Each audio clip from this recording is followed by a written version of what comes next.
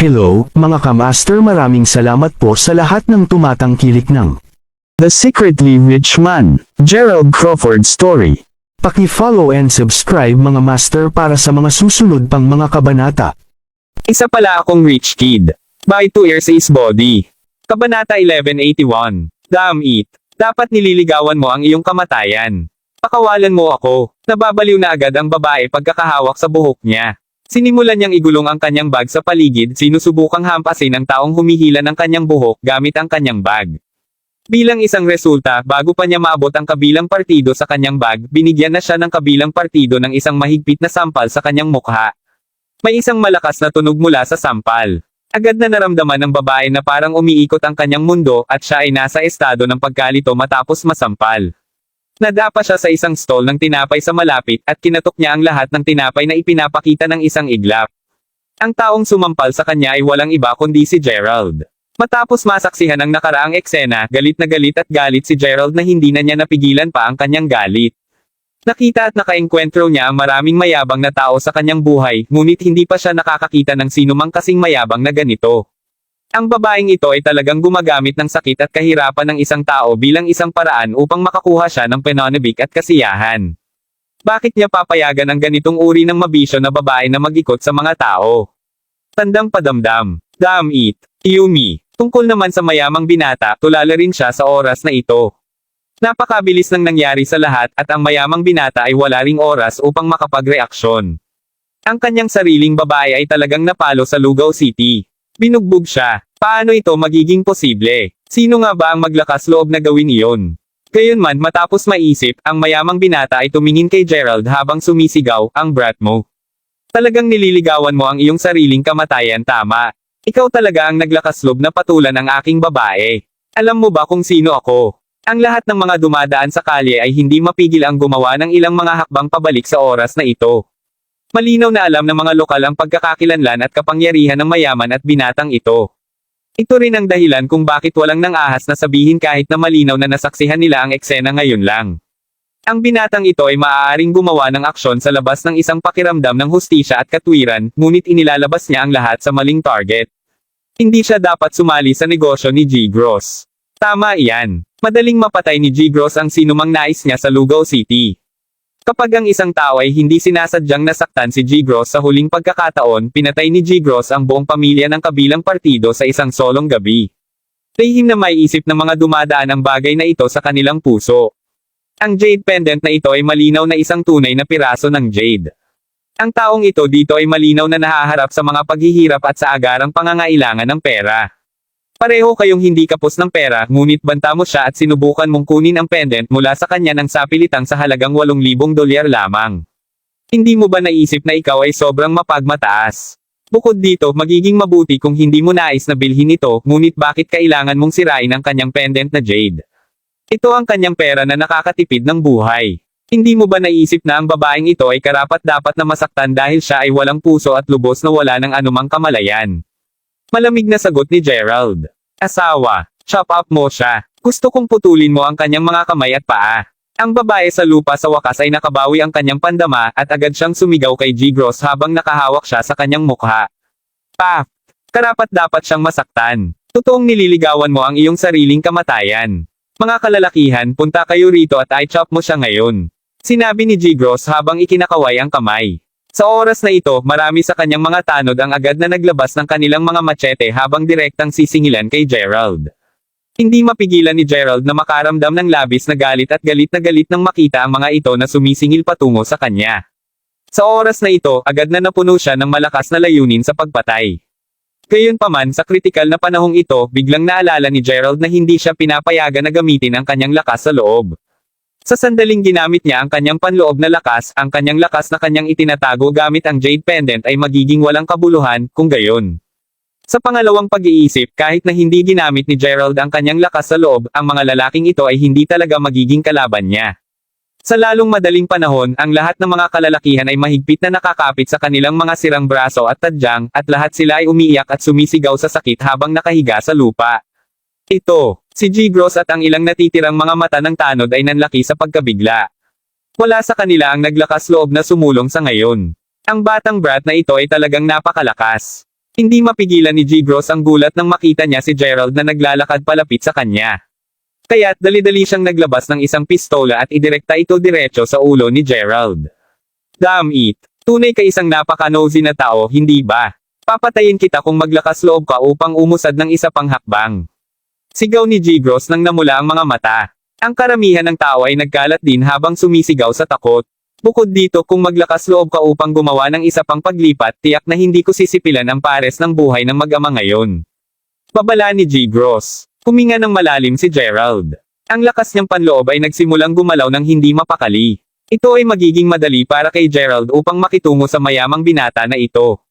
Kakailanganin lamang ni Gerald na gumalaw ng bahagya at ang kanyang ulo ay nakaliligid na sa lupa.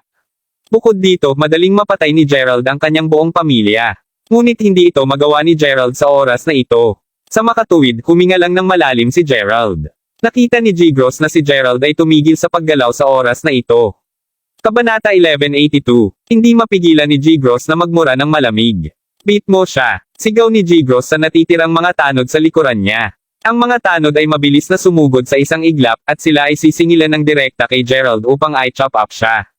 Tumigil ka. Biglang, isang pares na mga tanod na nakasuot ng itim ang lumapit at pinahinto ang mga lalaking iyon. Sino kayong mga tao? Sigaw ni G-Gross habang nakatingin sa kanila. Ang pamilyang Smith. Casual na sagot ng tanod. Ano? Hindi mapigilan ni G-Gross na manginig ng bahagya habang dali-dali niyang ibinaba ang kanyang pistola. Kaya, lumalabas na narito ang pamilya Smith. Wika ni Abner habang ngumiti ng mahina. Ang pamilyang Smith ay talagang isa sa napakakaunting pamilya na mas malakas at maimpluwensyang kumpara sa pamilyang Gross sa Lugaw City. Bagaman napakasungay ni Abner, alam din niya ang mga paraan ng mundong ito at alam niya kung paano sumunod sa mga patakaran. Alam niya na may mga tao na maaari niyang pukawin, ngunit sa parehong oras, mayroon ding ilang mga tao na hindi niya dapat subukang pukawin. Hindi mo mahawakan ang lalaking ito at hindi mo rin mahahawakan ang pares ng mag-ama na ito. Ito ay dahil nasa ilalim sila ng proteksyon ng panganay na binibini ng pamilyang Smith. Sinabi ng mga tanod. Paft. Ang panganay na binibini ng pamilyang Smith. Ako ang halos mawala ng init ng ulo ang kasintahan ni Abner habang dahan-daang tumayo sa oras na ito, ngunit agad siyang pinahinto ni Abner na nagbigay ng babala sa kanya. Ayos kung ganon. Dahil nagsalita na ang panganay na binibini ng pamilyang Smith, tiyak na bibigyan ng mukha ng pamilya Gross ang kanyang mukha. Bukod dito, ilan pa rin ito sa mga ligaw na aso. Pakakawalan ko sila kung gusto niya ako. Sambit ni Abner habang tumango at malamig na ngumiti. Pagkatapos nito, ay nalalayan niya ang babae habang naghahanda silang umalis. Gayunpaman sa kanilang pag-akyat kay Gerald, bumulong si Abner, kapatid, mas mabuti kang mag-ingat. Hintayin mo. Darating ang isang araw na babayaran kita para sa iyong mga aksyon. Pagkatapos nito, umalis na si Abner kasama ang kasintahan. Tiyo, mayroong $15,000 dito. Ito ay ibinibigay ng aming panganay na binibini. Maaari mo lang itong tretuhin na para bang binili niya mula sa iyo ang jade pendant. Inabot ng bodyguard ang isang kahon na puno ng $15,000 sa nasa katanghali ang lalaki. Gamitin ang perang ito upang maipagamot muna ang karamdaman ng iyong anak na babae. Hindi mo kailangang mag-alala tungkol kay G-Gross. Hindi kanya guguluhin. Salamat. Mangyaring pasalamatan si Miss Smith sa kanyang kabaitan at awa. Ang taong nasa katanghaliang gulang na lalaki ay napakahawak na siya ay malapit ng magkautaw upang magpasalamat sa kanya, ngunit ang bodyguard ay mabilis na pinigilan siya. Tungkol kay Gerald, hindi niya maiwasang makaramdam ng labis na pagkahabag, at ngayon ay nagkaroon siya ng isang nais na impresyon ng pinakamatandang binibini ng pamilyang Smith. Sa oras na ito, mayroong dalawang batang babae na nakasuot ng maskara sa kanilang mga mukha, na tinitingnan ang eksenang ito mula sa malayo. Ang dalawang dalagang ito ay walang iba kundi ang dalawang magagandang babae mula sa kalye kanina. Ang kanilang convoy ay dumating na sa oras na ito. Sa katunayan, nang dumating sa tanawin si Condray kasama ang kanyang kapatid ngayon, hindi nila alam kung ano ang nangyari. Nakita lang nila ang dami ng tao na mabilis na nagkalat at nagkakalat. Ito ay lumabas na si Abner ay kumuha ng kanyang pistola at direktang itinuturo ito sa isang ordinaryong binata sa ngayon. Matapos ihinto ang isang dumadaan upang tanungin ang tungkol sa sitwasyon, nalaman nila ang pangkalahatang konteksto ng lahat ng nangyari kanina. Sa makatuwid, ipinadala kaagad ni Condray ang kanyang mga tanod upang pigilan si Abner. Nang maglaon ay humantong ito sa kasalukuyang eksena at pagbago ng mga kaganapan. Napakabait ng puso niya. Sa makatuwid, tuwing makakakita siya ng sinumang nasa problema, palagi siyang tutulong sa lalong madaling panahon na makakaya niya. Hindi mapigilan ni Gerald na labis ang kanyang pakiramdam dahil sa matinding pakiramdam ng hustisya ng batang babae na ito. Nang marinig niya ang sinabi ng tanod tungkol sa pamilyang Smith, agad na lumingon si Gerald at nakita niya si Condry sa dami ng tao. Si Condry ay nakasuot ng mask sa oras na ito at simpleng tumango lamang siya habang nakaharap sa tingin ni Gerald. Pagkatapos nito, tumalikod siya at sumakay sa sasakyan kasama ang kanyang kapatid. Tila hindi niya napansin na si Gerald ay mukhang pipi at ang kanyang isip ay nawala na sa ganap na makita kaagad niya. Sa oras na ito, nanginginig ang buong katawan ni Gerald sa sobrang kaba. Ito ay dahil kitang-kita ni Gerald ang mga mata at figure ng batang babae na malinaw. Masyado siyang pamilyar dito at hindi niya makakalimutan ito sa buhay na ito. Mila. Tinawag ni Gerald ang kanyang pangalan ng malakas sa hindi makapaniwala. Ito ay dahil ang batang babae ay walang iba kundi si Mila. Gayunpaman, hindi man lang siya narinig ng dalaga. Nagsimulang gumalaw ang sasakyan habang umaalis na nagmamadali. Mila. Nagmamadaling hinabol ni Gerald ang kotseng umaalis mula sa malayo. Kabanata 1183. Ang ilan sa mga tanod ay natigilan lahat nang makita nila si Gerald na humahabol sa sasakyan ng panganay na binibini. Hindi nila marinig kung ano ang sinisigaw ni Gerald sa oras na ito. Gayunpaman, nag-alala sila na ang panganay na binibini ay nasa panganib. Sa makatuwid, dali-dali silang sumakay sa kotse upang habulin siya. Patuloy na tumatakbo si Gerald pagkatapos ng Condry habang nagpatuloy sa pagmamaneho ang kanyang kotse. Sa loob ng sasakyan. Ate, napansin mo ba ang binatang iyon bago ka sumakay sa kotse ngayon lang? Tanong ni Riley na may ngiti sa labi. Sinong binata ang iyong pinag-uusapan? Tanong ni Condry habang nakasimangot siya ng bahagya at ang pula niyang labi ay bahagyang nahiwalay din sa oras na ito. Pinag-uusapan ko ang tungkol sa binata na tinuturo ni Abner ang isang pistola pagkatapos niyang tulungan ang pares ng mag-iina. Sinabi ni Riley at tinakpan niya ang kanyang bibig habang tumatawa. Siya, hindi bakit. Maaaring hindi mo alam ito ngunit mukhang tulala siya at tuluyan ang natigilan nang makita kanya ngayon lang. Nakatayo lang siya sa lugar at mukhang ulok siya noon. Hahaha, nakita ko ang mukha ng kanyang mukha bago ako sumakay sa kotse at ito ay tunay na nakakatuwa. Sa kabutihang palad, hindi mo hinubad ang iyong maskara. Kung tinanggal mo ang iyong maskara, hindi ba siya naging labis na nahahanga ng iyong kagandahan na sana ay nahimatay siya sa lugar? Hindi mapigilan ni Riley na tumawa ng malakas. Ikaw lang ang tao na maaaring sabihin ng ganyan, simpleng sagot ni Condry. Gayunpaman sa oras na ito, biglang naisip din ni Condry ang kakaibang ekspresyon ng mukha ng binata kanina nang medyo tumango ito sa kanya. Talagang nagkaroon siya ng isang napakahanggal at hanggal na ekspresyon sa kanyang mukha at pakiramdam niya ay tumatawa nang maisip niya ito ngayon. Habang iniisip ito ni Condry, hindi niya mapigilan ang mga sulok ng kanyang labi mula sa pagkurbo paitaas sa isang magandang arco. Siya ay talagang medyo gwapo at mayroon din siyang napakabait na puso. Napakabuti niya kumpara kay Ferris. Ang ganitong uri ng binata ay magiging isang mahusay na asawa. Hindi ba sa tingin mo, ate? Shh. Siya, itigil ang pagdala ng aking kahinaan. Hindi ko ginagawa iyon. Ngunit sa lahat ng katapatan, sister, ano ang iyong pantasya tungkol sa pag-ibig? Mas maging seryoso ng kaunti. Seryosong tinatanong kita tungkol sa bagay na ito.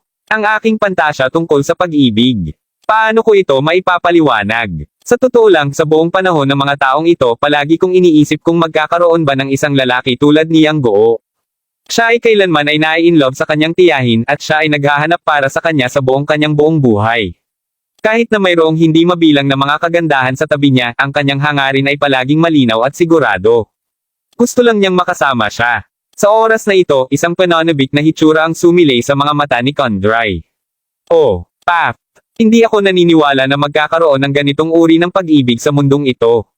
Bukod dito, ang uri ng pag-ibig na iyon ay mayroon lamang sa mga nobela ng pantasya. Hindi magkakaroon ng isang tao na tulad ng infatuated tulad ng Yang Goo ay sa totoong buhay.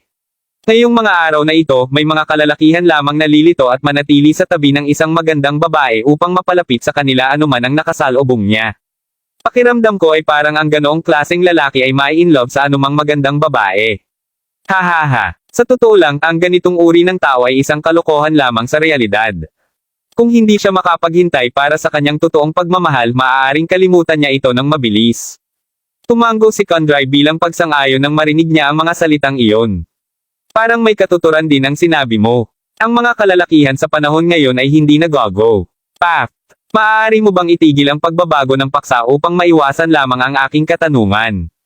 Pag-usapan natin ang tungkol sa seryosong negosyo. Hindi ka pa nagkomento tungkol sa binatang iyon ngayon lang. Ang hula ko ay 9 love na siya sa'yo.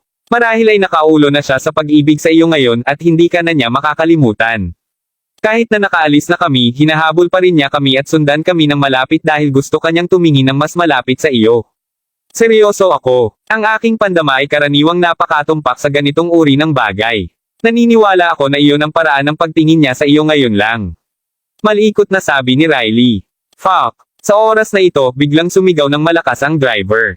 Sabay na nakasimangot sina Condry at Riley. Pagkatapos ng lahat, ang mga batang babae ay ganap na naiinis at kinamumuhian ang mga kalalakihan na nanumpa. Ano sa palagay mo ang iyong ginagawa? Malamig na tanong ni Riley. Itinuro ng driver ang salamin sa likuran bago niya sinabi, hinahabol talaga ng batang iyon ang aming sasakyan. Nasa likuran natin siya. Ano? Ang dalawang dilag ay nagulat sa oras na ito at dali-dali silang lumingon upang tumingin sa likod ng sasakyan. Sa unang tingin, nakita nila na si Gerald talaga ang habol sa likuran ng kanilang sasakyan. Kahit na ang kotse ay tumatakbo sa isang napakabilis na bilis, si Gerald ay desperadong hinabol ang kotse.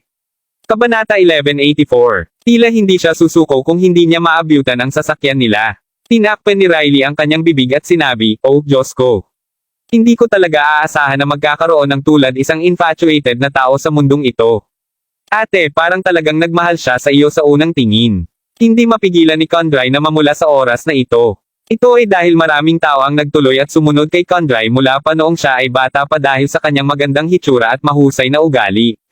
Gayunpaman, hindi pa siya nakakakilala ng isang batang katulad nito. Ito ay magiging isang kasinungalingan upang sabihin na si Condry ay hindi gumalaw sa lahat. Ate, bakit hindi natin ihinto ang sasakyan at makita kung ano ang gusto niyang sabihin sa iyo?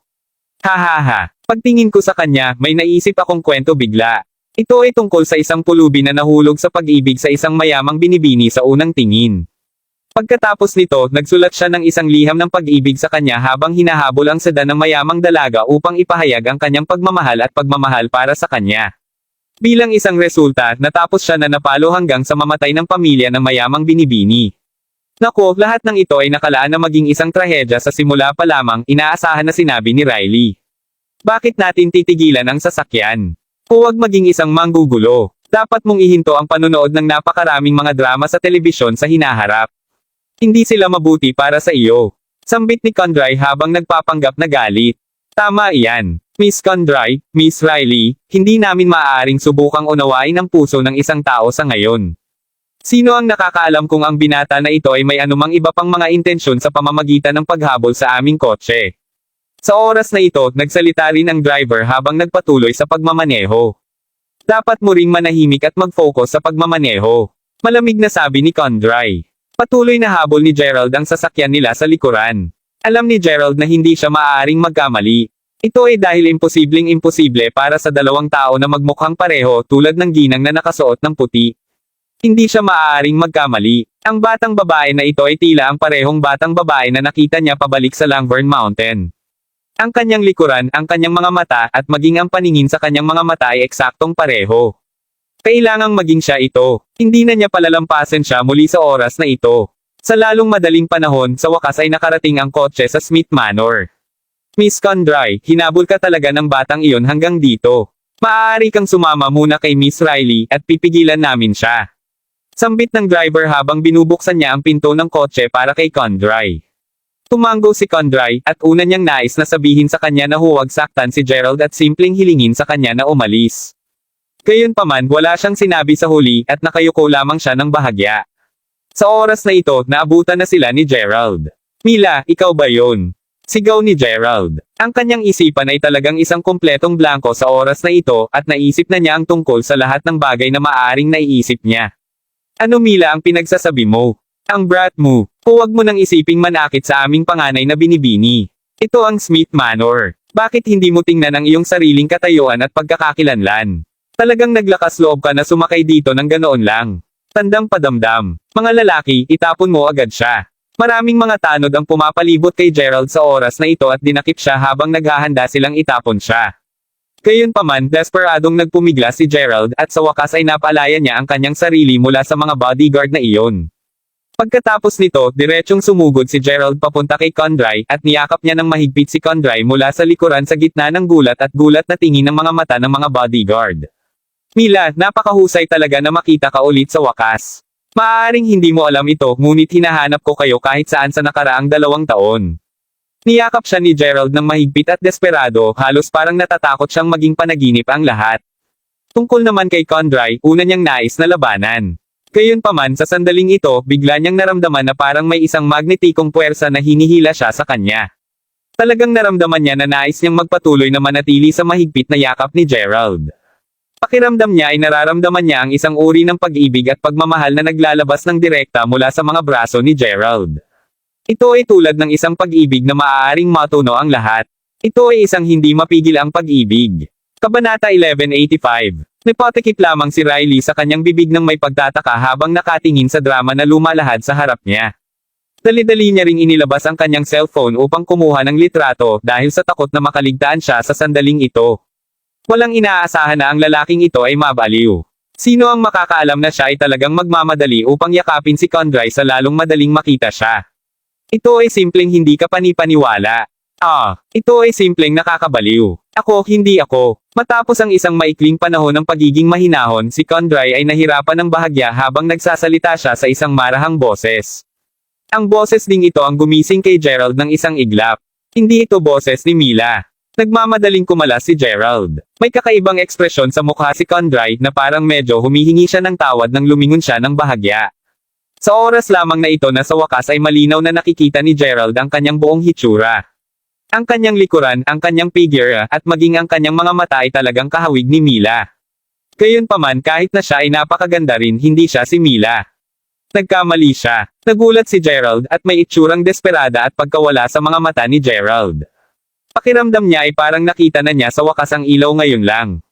Iyon ang dahilan kung bakit sinubukan niya ng husto upang magmadali papunta sa kanya upang mapagtanto na ito ay isa pang kailaliman sa ilalim ng ilaw. Paano posibleng ang batang babae na ito ay si Mila? Si Mila ay nakuha na ng mga tao mula sa Sun League. Ikaw bastard. Sa totoo lang naglakas loob kang liitin at kalokohin ang aming panganay na binibini. Tandang padamdam. Bubugbugin ka namin hanggang ngayon. Ang mga tanod ay pawang galit at galit na galit sa kanilang pag-iisip. Ang kanilang panganay na binibini ay napakasamang maganda at may hindi mabilang na mga suitors na hinahabol sa kanya, ngunit talagang siya ay niyakap ng isang ordinaryong tao na walang katayuan o pinagmulan. Hindi alintana kung dahil ito sa kanilang panibugho o pakiramdam ng pananagutan, nais lamang ng mga tanod na ito na pilasin ang puso ni Gerald. Sa oras na ito, ang mga bodyguard ay may mga batong nasa kanilang kamay habang sinisimulan nilang gamitin ang mga ito upang matamaan si Gerald. Tungkol kay Gerald, nasa isang malaking kalagayan na siya ng pagkabigo matapos ang pag-asa niya ng labis na pag-asa kanina. Ang kanyang isipan ay isang kumpletong blanko na ngayon at hindi niya maramdaman ang anumang sakit kahit na siya ay napapalo na. Oh, Diyos ko! Tila parang ang lungkot na kwentong iyon ay talagang lumilitaw. Ang pulubi ay nahulog sa pag-ibig sa mayayamang dalaga, ngunit walang mga resulta sa huli, at sa huli ay mabubugbog siya hanggang sa mamatay ng kanyang pamilya. Nagdalamhati si Riley. Itigil mo yan. Bakit ka lumilikha ng isang malaking kaguluhan sa Smith Manor? Sa oras na ito, isang galit na sigaw na nagmumula sa isang magandang babae ang nag-ambala sa lahat. Ang mga tanod ay huminto sa kanilang kilos sunod-sunod bago yumuko muna habang nakatingin sa magandang babae. Madam, ano ang nangyayari? Bakit mo binubugbog at pinaglalaban sa harap ng Smith Manor? Tandang padamdam. Sambit ng magandang babae na may malamig na ekspresyon sa mukha. Ang batang brat na ito ay napunta sa Smith Manor at sinisira niya ang pinakamatandang dalaga. So, sumagot ang mga bodyguards matapos itong pag-isipan. Ang isang tulad niya ay naninira kay Condry. Nang makita ng magandang babae kung paano nagbihis si Gerald, agad niyang naisip na siya ay isang ordinaryong tao lamang, walang pagkakaiba kumpara sa isang pulubi sa kanyang mga mata. Nanlamig siya ng malamig. Talagang nagnanasa ka at naghahanap para sa isang taong hindi mo karapat-dapat. Ikaw talaga ang naglakas loob na pumunta sa lahat ng mga paraan dito upang pester ang aking anak na babae. Tandang padamdam. Mabuti pang umalis ka ngayon. Kung hindi man, sisiguraduhin kung mawala ka sa mundong ito. Talagang hindi inaasahan ni Gerald na hindi niya maiwasang maiugnay siya sa isang malaking gulo. Ito ay lalo na sapagkat siya ang gumawa ng pagkusa upang yakapin ang pinakamatandang binibini ng pamilyang Smith ngayon lang. Masisisi lang ni Gerald ang kanyang sarili para sa pagkakamaling ito.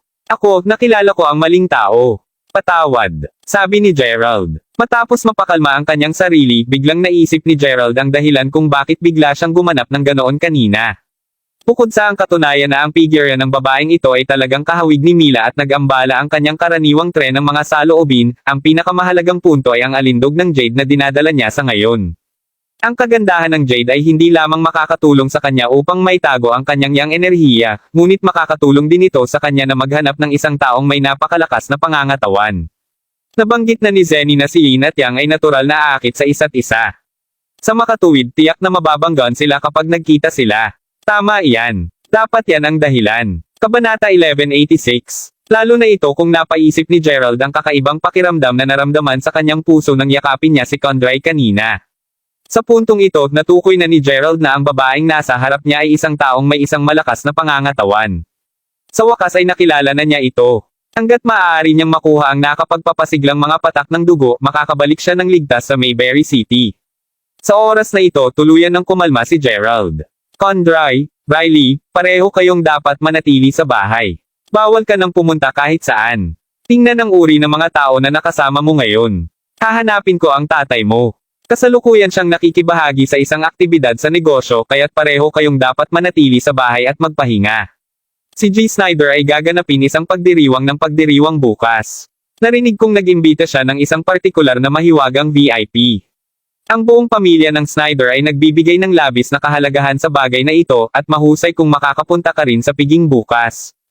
Kaya, dapat kang maghanda para dito. Tinapik ng marahan ni Ginang Smith ang balikat ni Condray. Akmang aalis na siya ay bigla niyang namalaya na hindi pa umalis si Gerald. Byron, maaari mong malaman kung paano mo haharapin ang bagay na ito. Ayoko nang makita ang taong ito sa harap ng aking bahay. Matapos niyang magsalita, sumulyap si Ginang Smith kay Gerald nang hindi maganda bago siya umalis. Bilang pinuno ng mga tanod, bahagyang binasag ni Leron ang leeg bago naghanda na harapin si Gerald at turuan siya ng leksyon. Akmang hahampasin niya si Gerald. Tumigil ka, sigaw ni Condray, hayaan mo siya. Hayaan mo na lang siyang umalis. Ngunit Miss Condray, Madam sinabi. Si Byron at ang iba pa ay parang may nawawala at hindi sila nakaramdam ng kontento kung hindi nila matalo si Gerald ngayon. Gayunpaman, wala silang pagpipilian kundi sumunod dahil nagsalita na si Condray. Ang brat mo, hinahayaan ka na namin kaya bakit hindi ka pa umalis? Malamig na saway ni Byron. Tungkol kay Gerald, itinaas niya ang kanyang ulo at sumulyap kay Condray bago niya sinabi, I am tunay na nagsisisi ako sa lahat ng nangyari dito ngayon. Nagtataka ako kung maaari mo akong magawa ng ibang pabor. Ang nag-iisa lamang na dahilan kung bakit ako kumilos ng masungit ngayon ay dahil naisip ko na ikaw ay ibang tao. Hindi mapigilan ni Condray na makaramdam ng kaunting kalungkutan nang marinig niya ang mga salitang iyon. Hindi mahalaga kung mahal niya siya o hindi. Ang pangunahing dahilan ay dahil sa una ay naisip ni Condray na ang dahilan kung bakit hinabol siya ng husto ni Gerald at tiniis pa rin ang pambubugbog ay dahil sa hinahangaan siya at in love sa kanya. Gayunpaman, sino ang aasahan na ang lahat ay simple lamang dahil naisip niya na siya ay ibang tao. Ang mga batang babae ay palaging magiging isang makitid ang pag-iisip, at kasama dito si Condray, na tulad ng isang diyosa. Maaari lang nating magpanggap na walang nangyari dito ngayon. Maaari kang pumunta at hanapin ang taong inibig mo kung gayon. Matapos niyang magsalita, lumingon si Condray at naglakad papasok sa villa. Tungkol kay Riley, gumawa rin siya ng mukha ng unggoy kay Gerald bago pumasok sa loob. Alam ni Gerald na ang pinakamaraming makukuha niya mula sa Condray ay isang patay na patak ng dugo kung ipagpapatuloy niya ang pamimansala sa kanya ngayon. Nako, wala siyang pagpipilian kundi umalis muna bago mag-isip ng ibang paraan. Sa makatuwid, napailing lang si Gerald bago siya umalis. Byron, tingnan mo ang batang bata. Talagang umalis siya ng ganoon pagkatapos na samantalahin ang pinakamatandang dalaga. Kami ay naglilingkod sa pinakamatandang binibini sa loob ng maraming taon, ngunit sa huli, sinamantala ng batang brat na iyon habang hindi naman tayo nakakakuha ng anumang pakinabang. Hindi ko talaga ito matatanggap. Maramihang mga tanod ang bumulong ng mahina habang nakatingin sa likuran ni Gerald. Malinaw na naramdaman nila na parang hindi nila binugbog si Gerald kanina. Naramdaman nila na parang mayroon pa silang hindi natapos na negosyo kasama siya. Nararamdaman ko rin ang labis na hindi kasiyahan. Bakit hindi natin siya sundin at ipagpatuloy ang pagbugbog sa kanya ulit kung gayon? Kailangan nating ipaalam sa kanya na ang aming panganay na binibini ay hindi isang taong kayakap niya tuwing nais niya. Sinabi ito ni Byron at ng iba pa habang sinusundan nila si Gerald palabas gamit ang kanilang mga batong hawak. Si Gerald ay nagpatuloy sa paglalakad hanggang sa makarating siya sa isang park sa tabi ng isang makapal na kagubatan. Nais niyang umupo upang masiyahan siya sa isang sandali ng katahimikan sa oras na ito upang muling kalmeyan ang kanyang puso. Sinusundan siya ni Byron mula sa malayo. Gayunpaman, bago pa man nila matalo si Gerald, napansin nila na may isa pang grupo ng mga kalalakihan ang nanguna at direktang naglalakad patungo kay Gerald na nakaupo sa bench ng bato. Ang pangkat ng mga kalalakihan na ito ay higit na walang awa at lahat sila ay may hawak na mga machete sa kanilang mga kamay. Malinaw na balak nilang gupitin si Gerald. Byron, hindi ba mga tauhan ni G. Gross? Tila ba inaatake nila siya? Ano ang dapat nating gawin? Marami sa mga tanod ang nagtanong. Ano pa ang magagawa natin? Pagmasdan muna natin ang sitwasyon. Kahit na ang batang ito ay talagang nararapat na paluan, anuman ito, tumulong siya upang maisave ang pares ng mag-ama ngayon lang. Sa makatuwid, pinatutunayan nito na ang binatang ito ay walang masamang puso. Kami ay magliligtas ng kanyang buhay kung kinakailangan bago siya bugbugin muli. Ano ang palagay ninyo tungkol dito? Sumang-ayon. Tumango ang lahat bilang pagsang-ayon. Kabanata 1187. Ang brat mo. Na-offend mo si G. Gross ngunit ikaw pa rin ay walang pakialam at gaanong loob ngayon. Maaaring mayroon ka talagang siyam na buhay upang magtaglay ng napakalaking tapang. Sa oras na ito, 18 lalaki ang nakapalibot kay Gerald habang hawak nila ang mga machete sa kanilang mga kamay. Ang pinuno ng kalbo na ulo ng grupo ay nagsalita habang siya ay nang-iinis. Malamang takot na takot siya ngayon. Dapat ay nalaman na niya ang tungkol sa pagkatao at reputasyon ni G. Gross. Gayunpaman, huli na para sa kanya upang magtago ngayon. Dahil sa siya ay naglakas loob na itaas ang kanyang kamay upang maabot ang babae ni G. Gross, siya ay nakalaan na mahulog dito ngayon. Maraming mga kalalakihan ang nagsabi habang tumatawa sila sa kanilang sarili. Mahusay na narito kayo. Pakinig. Kung hihilingin mo para sa tulong ng isang tao, ano ang gagawin mo upang ang taong ito ay matulungan kang kusang loob? Gayunpaman, dahil mayroon ka ng hindi pagkakaunawaan sa kanya ng maaga, hindi mo alam kung paano ilabas ang iyong hiling kung nais mong gawin ito. Tinanong sila ni Gerald nang makita ang grupo ng mga kalalakihan. Ito ay dahil sa pakiramdam niya ng labis na pagkalumbay sa oras na ito. Niyakap niya si Condry sa isang sandali ng salpok at tila ba naapektuhan talaga ito nito. Kung hindi siya naging ganoon ka-impulsive, maaaring handa siyang bigyan siya ng isang patak ng kanyang dugo hanggat taos puso itong hiningi sa kanya ni Gerald. Gayunpaman, ang mga bagay ay natapos na sa isang nakakahiyang estado sa puntong ito. Bukod dito, si Gerald ay hindi dalubhasa sa kasiya siya o pagpapaligaya sa isang batang babae. Ano ang dapat niyang gawin? Maaari lamang silang tanungin ni Gerald para sa kanilang opinyon. Sa oras na ito, ang kalbo na tao at ang iba pa ay nakakapagpalitan lang ng tingin sa isa't isa na may naguguluhan at tuliro na ekspresyon sa kanilang mga mukha.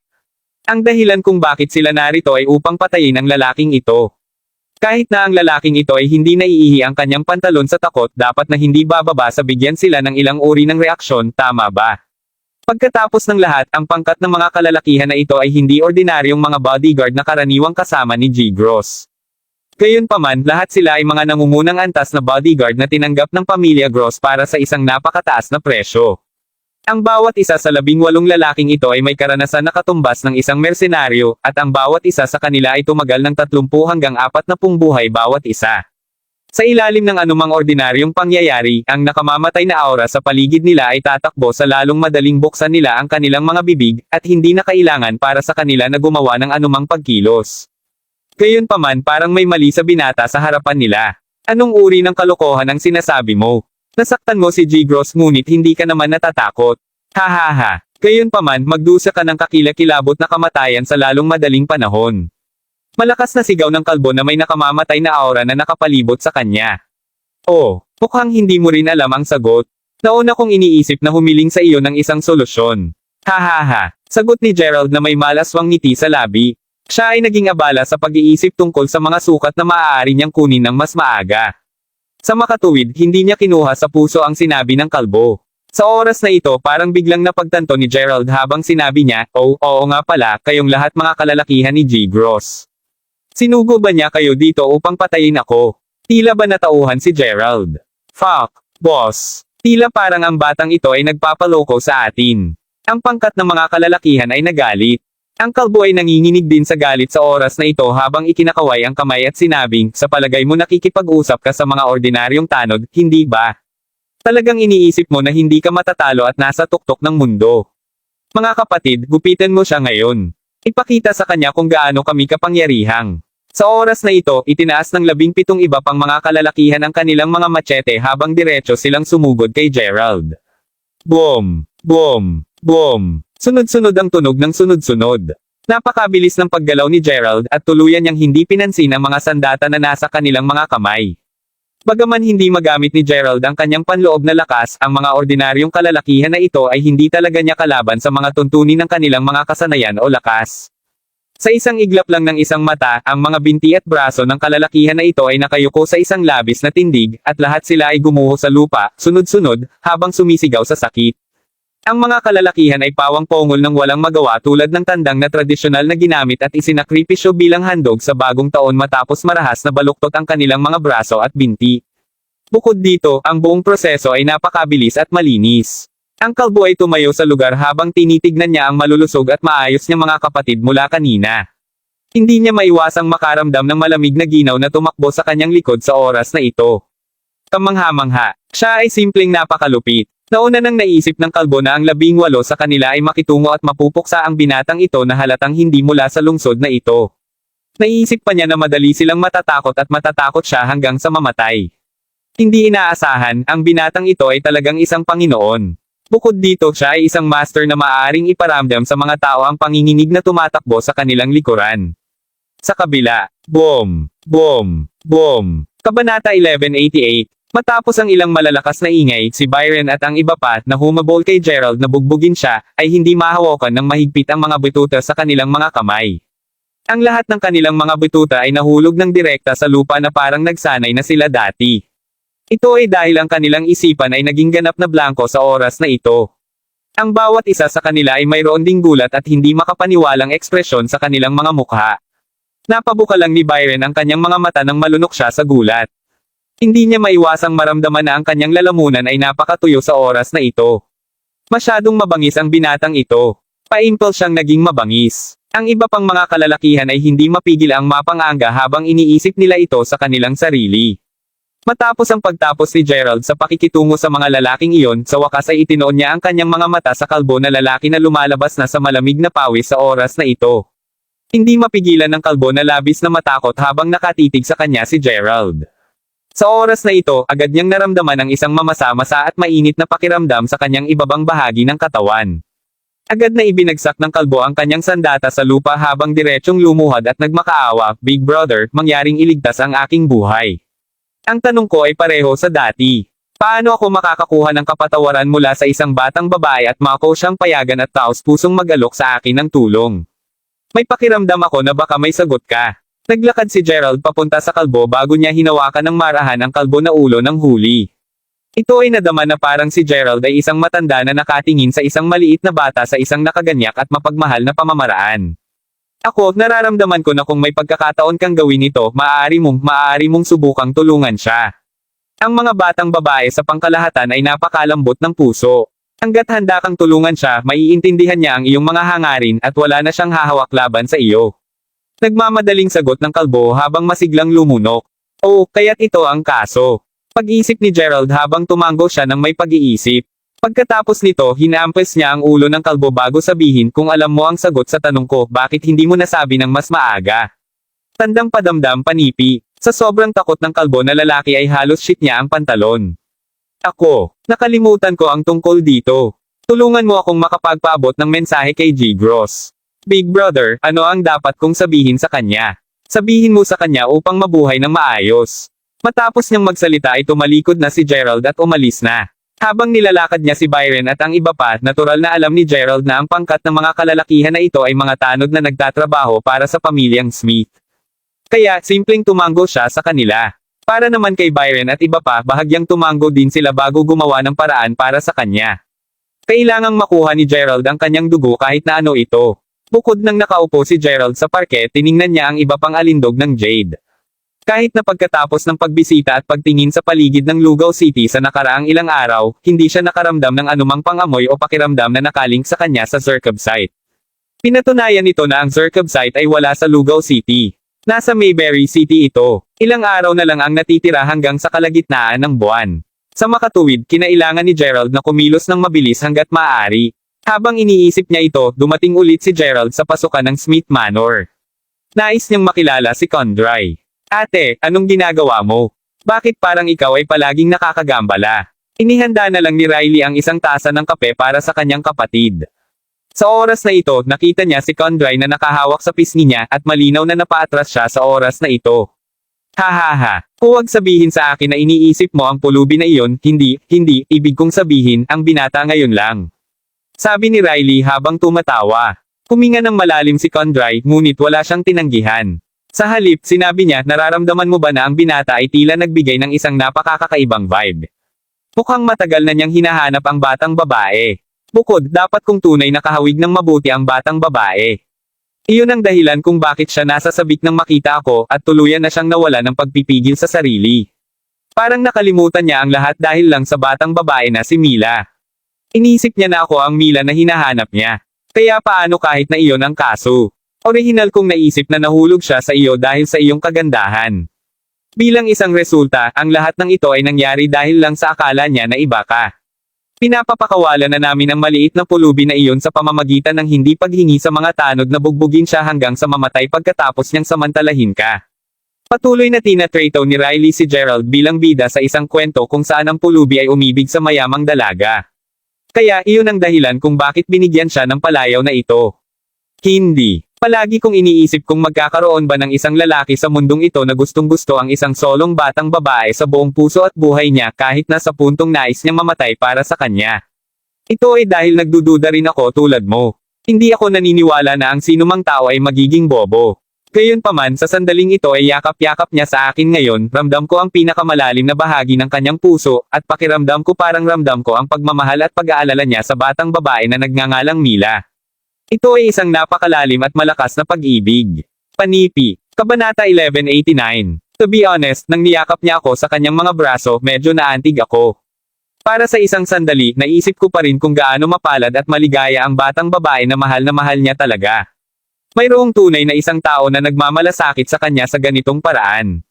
Isang hitsura ng inggit ang sumilay sa magagandang mga mata ni Condry sa oras na ito. Buntong hininga. Okay, tama na. Dapat mong isawsaw ang iyong sarili sa ganoong uri ng pag-iisip at sayangin ang iyong lakas na iniisip ang lahat ng mga walang kwentang bagay na ito. Nais kong maging interesado upang malaman ang nalalaman kung siya ay in love sa iyo. Gayunpaman sa palagay ko mas makabubuting isipin ang pagdiriwang ng pagdiriwang ni G. Snyder bukas sa halip. Narinig ko na maraming malalaking figure mula sa Lugaw City at timog na rehiyon ang lalahok sa piging na ito. Ito ay lalo na sapagkat nag-imbita siya ng isang partikular na misteryosong VIP na dumalo sa kanyang pagdiriwang sa pagdiriwang. Sabi ni Riley, maaari kang pumunta kung nais mo, ngunit hindi ako pupunta. Mahigpit na tumanggi si Condry. Hindi ka pupunta. Ngunit espesyal na inimbitahan ka ni G. Snyder na dumalo sa piging. Bukod dito, hinabol ka na ni G. Snyder sa loob ng mahabang panahon ngayon. Narinig ko ang ilan sa mga kaibigan ni G. Snyder na sinasabi na talagang balak niyang ipahayag at ipagtapat muli ang kanyang pagmamahal sa iyo bukas. Alam ko ang kanyang hangarin at iyon ang dahilan kung bakit hindi ako dadalo sa piging. Sinabi ko na sa kanya na may syota ako. Gayunpaman tumatanggi pa rin siyang sumuko. Wala naman akong nararamdaman para sa kanya at alam ko rin ang dahilan kung bakit niya ako hinahabol. Ang likas na ugali ng isang batang babae ay madalas na napakatumpak at tila ba seryosong minamaliit niya ang mga batang babae.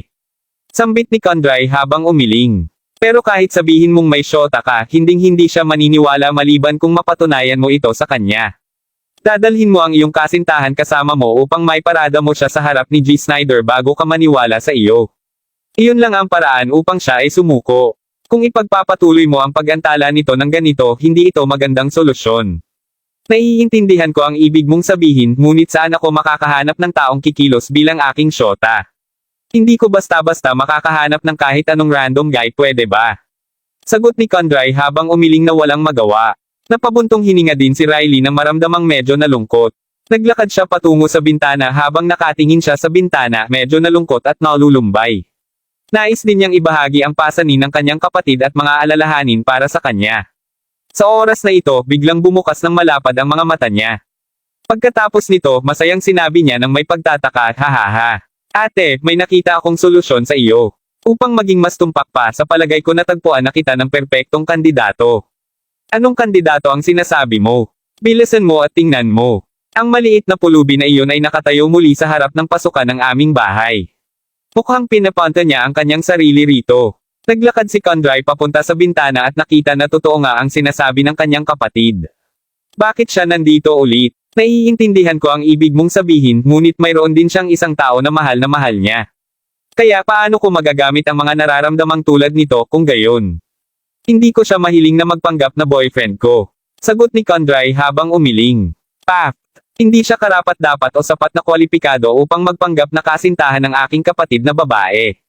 Gayunpaman, iwan mo lang sa akin ang bagay na ito. Pwede kaming sabay na dumalo sa pagdiriwang ng pagdiriwang bukas.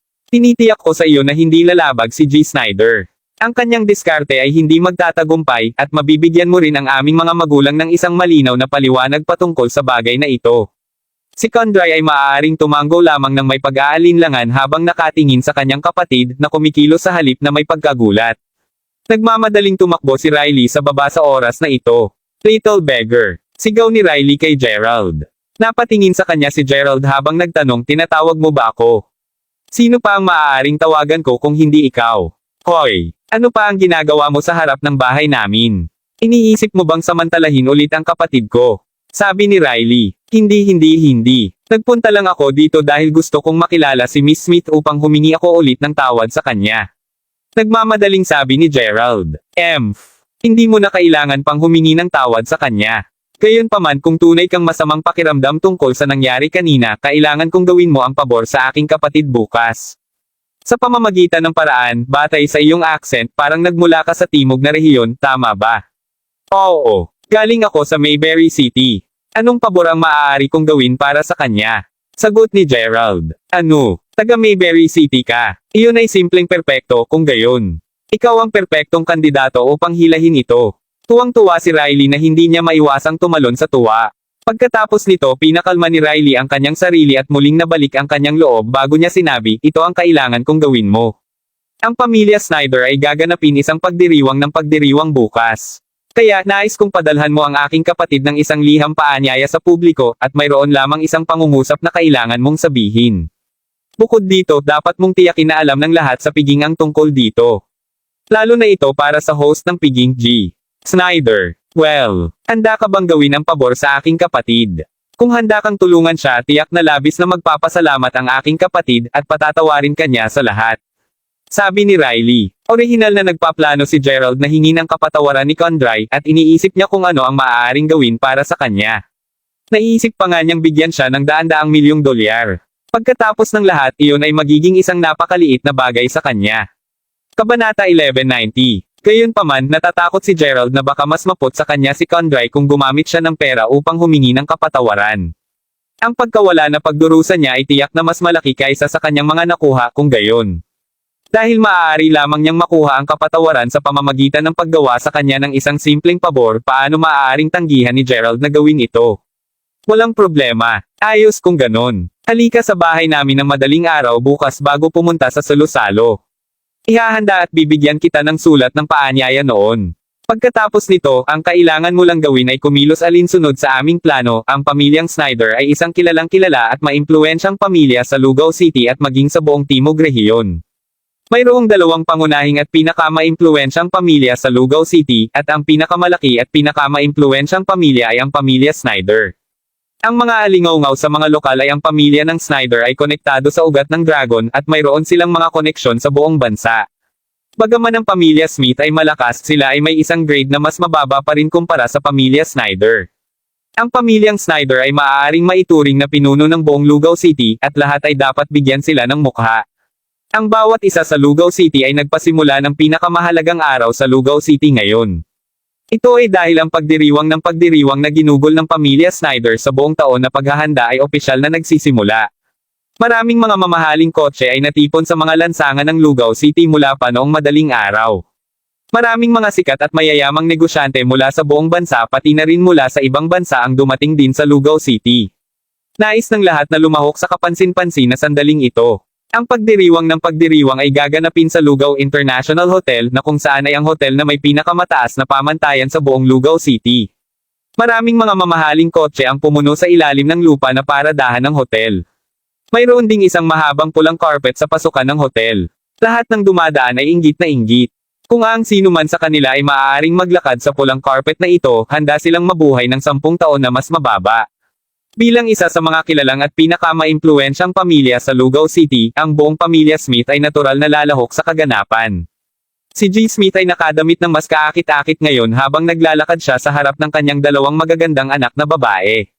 Siya ay may isang napakamayabang at mapusok na mukha sa oras na ito. Ito ay sapagkat natanggap na niya ang tiyak na balita na bukod sa partikular na misteryosong panauhin, ang iba pang malaking kaganapan na magaganap sa pagdiriwang ng pagdiriwang ngayon ay si G. Snyder ay imumungkahi ng publiko sa kanyang anak na si Condry. Ang balitang ito ay walang pasubali. Sa sandaling ang 2 malaki at maimpluwensyang mga pamilya ay nagsama sa pag-aasawa, ito ay tiyak na magiging pinakahihintay na sandali para sa kanilang pamilya. Marami sa iba pang mga pamilya ang nakarinig din tungkol sa chismis na ito. Sa makatuwid, maraming tao ang lumabas upang batiin si Ginang Smith. Gayunpaman si Mrs. Smith ay palaging tumingin sa paligid habang siya ay snickered at gumugol ng oras sa pakikipag-chat sa mga mayayamang negosyante mula sa buong mundo. Mabilis na lumipas ang oras. Hindi nagtagal pagkatapos nito, tanghali na. Maraming mayayamang negosyante ang pumwesto sa bulwagan. Mayroong isang mataas na platform sa pinakamahalagang lokasyon ng hall at maraming makapangyarihang at maimpluwensyang mga numero mula sa buong mundo ang nakaupo sa mataas na platform sa oras na ito. Gayunpaman, tulad ng pag-asang lahat sa pagdating ng misteryosong panauhin, dumating ang balita na ang misteryosong panauhing bisita ay nakatagpo ng ilang problema at maaaring dumating sa isang medyo kalaunan. Hindi mapigilan ng bawat isang ngunit nakaramdam ng kaunting pagkabigo. Sa isang bid upang mapagan ang pagkabigo ng bawat isa, ang pinakamatandang batang master ng pamilya Snyder ay nagpasyang gumamit ng ibang pamamaraan upang pakalmeyan ang lahat. Sa oras na ito, hindi niya maiwasang mapako ang kanyang tingin sa lugar kung saan nakaupo ang pamilyang Smith. Napuno ng tuwa si Ginang Smith. Maaaring ang sandaling hinihintay niya para sa kanyang anak na babae ay darating ng maaga. Ang lahat ng naruroon sa bulwagan ay nakatingin din kay G. Snyder dahil sa pag-usisa. Ang buong eksena ay tahimik na sa ngayon. Bastard, ikaw pala yan. Tulad ng buong tahimik ay tahimik, isang malakas na kaguluhan ang narinig mula sa labas ng hall. Kabanata 1191. Ang malakas na tinig ay nagmula sa isang babae at parang nakikipag-away siya sa isang tao sa labas. Sa gayong kaguluhan, lahat ay hindi mapigil ang lumingon upang tumingin sa pintuan. Nakatayo mismo sa pasukan ay isang babaeng naka-makeup na hinaharangan ang isang kabataan at pinagalitan siya ng mapusok. Hindi ko nakalimutan ang pagbugbog mo sa akin noon. Totoo bang naiisip mo na hahayaan ko lang na mag-slide ang pangyayaring iyon? Alam mo, sa una ay naisip ko na nakatakas ka kaya't pinahaba ko ang utak ko sa pinakamahabang oras, iniisip kung paano kita hanapin. To think na talagang pupunta ka sa akin. Pag-isipan ito, ikaw ay may sapat na pangahas upang dumalo sa isang engranding seremonya tulad ng paanyaya sa paanyaya na ito. Ano man, hindi ka mamamatay sa isang piraso kapag tapos na ako sa iyo. Sigaw ng babae habang nagpatuloy sa pagtitig ng mga sandang sa kabataan. Samantala, si Riley, na nasa bahay, ay nagpakita ng isang kakaibang ekspresyon nang makita niya ang kabataan. Habang ang lahat ay paunang nagpunta sa plano, biglang lumabas ang isang issue sa gilid. Naturally, ang pinag-uusapan na kabataan ay walang iba kundi si Gerald. Si Gerald mismo ang dumating upang ibigay ang imbitasyon kay Condry. Pagkatapos ng lahat, tulad ng bili ni Riley, ang card ay dapat ibigay kay Condry bago aminin ni G. Snyder ang kanyang pagmamahal sa kanya. Hindi matapang na antalahin ang kahilingan, kinuha niya ang card ng paanyaya at isinugod muna sa umaga. Sa inis niya, natagpuan niya ang sarili na nakabunggo sa babaeng binugbog niya sa kalye, na kasintahan din ni G. Gross, noong isang araw. Sinasabi ko ito ngayon. Tumayo ka sa akin o magsisisi ka, sagot ni Gerald habang paningin ang tingin niya sa babae. Kahit na pinagagalitan niya siya, ilang segundo lamang ang nakakalipas, matapos makita kung paano tumusok ang kanyang nakasisilaw, natagpuan ng babae ang sarili na binibalikwas ng ilang hakbang habang ang panginginig ay tumakbo sa kanyang gulugod. Hindi niya talaga maipaliwanag ang damdamin, siya ay natakot lamang. Kahit na, hindi iyon sapat upang maibawas ang kanyang kayabangan. Paglingon niya sa likuran niya, nakita niyang nandoon ang mga magulang ng kasintahan. Iyon lamang ay sapat na upang punan muli siya ng kumpiyansa. Ma, tatay, siya yun. Siya ang bumugbog sa akin kahapon. Halos mabugbog din niya si Abner. Maaari mong tanungin siya tungkol dito kung hindi ka naniniwala sa akin. Sabi ng babae. Nagsasabi siya ng totoo. Sa katunayan, ang mga kaibigan ni Bryce ay seryosong nasaktan din ng lalaking ito. Ang husay niya ay pangunahin, tatay. Dagdag ni Abner sa isang mahigpit ngunit bahagyang may takot na boses. Oh, sinabi nila na ang mga kaaway ay magkakakilala ngunit may isip na ito ay mabilis na mangyayari. Hini siya ng ama ni Abner. Makapangyarihan. Nakita na niya ang maraming makapangyarihang tao sa panahon ng kanyang buhay, ngunit habang siya ay nabubuhay, umaasa siya sa diskarte kaysa sa kagitingan. Narinig ko kay Abner na galing ka sa ibang lupain, Ginoo. Bilang isang resulta, hindi kita sisihin sa hindi mo pagkaunawa sa mga patakaran dito sa Lugaw City. Mahalaga, dapat mo lamang tandaan na maging maingat na hindi tumawid sa linya kapag narito ka. Kung hindi man mahahanap mo na habang madaling pumasok sa lungsod, ang pag-alis ay maaaring maging mahirap, dagdag ng ama ni Abner habang ngumiti siya sa isang palakaibigan. Malinaw na ito ay ang kanyang sariling paraan ng pagbalaan kay Gerald. Sa katunayan, huwag dumating sa isang estado kung saan hindi mo alam kung paano ka mamamatay. Gaano ka manggahas na saktan ng aking anak? Gayon din, bakit ka nagpunta rito na nagbibihis tulad ng isang pulubi? Kung ang isang tao ay hindi alam ang anumang mas mahusay, tiyak na may isip nila na nagpunta ka dito na nagmamakaawa para sa pagkain. Upang mas malala pa, dumedalo ka talaga sa isang napakahusay na seremonya sa mga damit. Magkaroon ng kaunting kamalayan sa sarili. Sunod na ungol ng ina ni Abner kasunod ng pagbaril niya ng isang mapanirang tingin kay Gerald. Sa sandaling iyon, ang mayordoma ng pamilya Cinder ay lumabas habang nagtatanong ano ang tungkol sa kaguluhan. Hindi ba may sinuman sa inyo na napagtanto kung anong uri ito ng okasyon? Gaano ka katapangan na gumawa ng gayong kaguluhan dito? Naisip ng mayordoma sa kanyang sarili, isang sobrang pangit na ekspresyon ng kanyang mukha. Bagaman ang ina ni Abner ay tila may sasabihin pa siya, pinigilan siya ng kanyang asawa sa oras. Nako, ikaw pala, Albert. Ang sitwasyon ay kontrolado. Nabangga lang namin ang isang kaibigan dito at simpleng nakikipagpalitan kami ng mga kasiya siya sa kanya. Humihingi kami ng paumanhin. Sagot ng ama ni Abner. Narinig iyon, hindi bumili ng kaunti si Albert ng paliwanag. Anong palitan ng mga kasiya siya ang nagsasangkot ng napakaraming pagsigaw. Sa kabila ng halatang pagiging kasinungalingan nito, nagpasya si Albert na huwag nang masyadong sabihin tungkol dito. Kung tutuusin, si Zion Gross ay isa pa rin sa malaking shot ng Lugaw City. Ano man ang mga isyo na mayroon ka, sana maalala mo na ang prestihiyo ng pamilya Snyder ang pinakamahalagang bagay ngayon. Natitiyak kung alam mo rin ang mga hangarin ng matanda at batang Panginoon sa likod ng paghohos ng seremonyang ito. Sa pag-iisip na iyon, mangyaring lutasin lamang ang iyong mga isyo pagkatapos ngayon. Sasabihin ko ito ngayon na ang sinumang mangangahas na sirain ang prestihiyo ng pamilya Snyder ay tiyak na haharapin ang mga naaangkop na kahihinatnen. Malamig na idineklara ni Albert. Iyan ay sigurado. Tungkol sa iyo doon, mayroon ka bang isang card ng paanyaya? Kabanata 1192. Si Albert ay may isang pahiwatig ng paghamak sa kanyang tono habang tinatanong nito habang nakatingin kay Gerald. Ang paghamak ng mayordoma ay ginagarantiyahan dahil hindi katulad sa kanya at sa iba pang mga taong nasa itaas na klase sa seremonya, si Gerald ay nakatayo tulad ng isang masakit na hinlalaki sa kanyang karaniwang damit. Hindi. Anuman taga Mayberry ako at pumunta ako ngayon upang makilala ang dalaga ng pamilyang Smith at bigyan siya ng isang card ng paanyaya. Isang card ng paanyaya. Mula kanino? Humihingi ako ng paumanhin, ngunit hindi ko masabi sa iyo ang mga detalye. Sagot ni Gerald. Sinasabi lamang ito ni Gerald alinsunod sa kung ano ang bilin sa kanya ni Riley. Kahit na totoong hindi alam ni Gerald kung sino ang may-ari ng invitation card. Pagkatapos ng lahat, hindi lamang ito hindi kinakailangan para sa kanya na mag-pry, ngunit hindi siya interesadong malaman ito. Sa sandaling iyon tumakbo si Riley bago sinabi, papasukin mo siya, Albert. Tulad ng sinabi niya, dumating siya sa lahat ng mga paraan mula sa Mayberry kaya dapat siya ay narito sa isang misyon.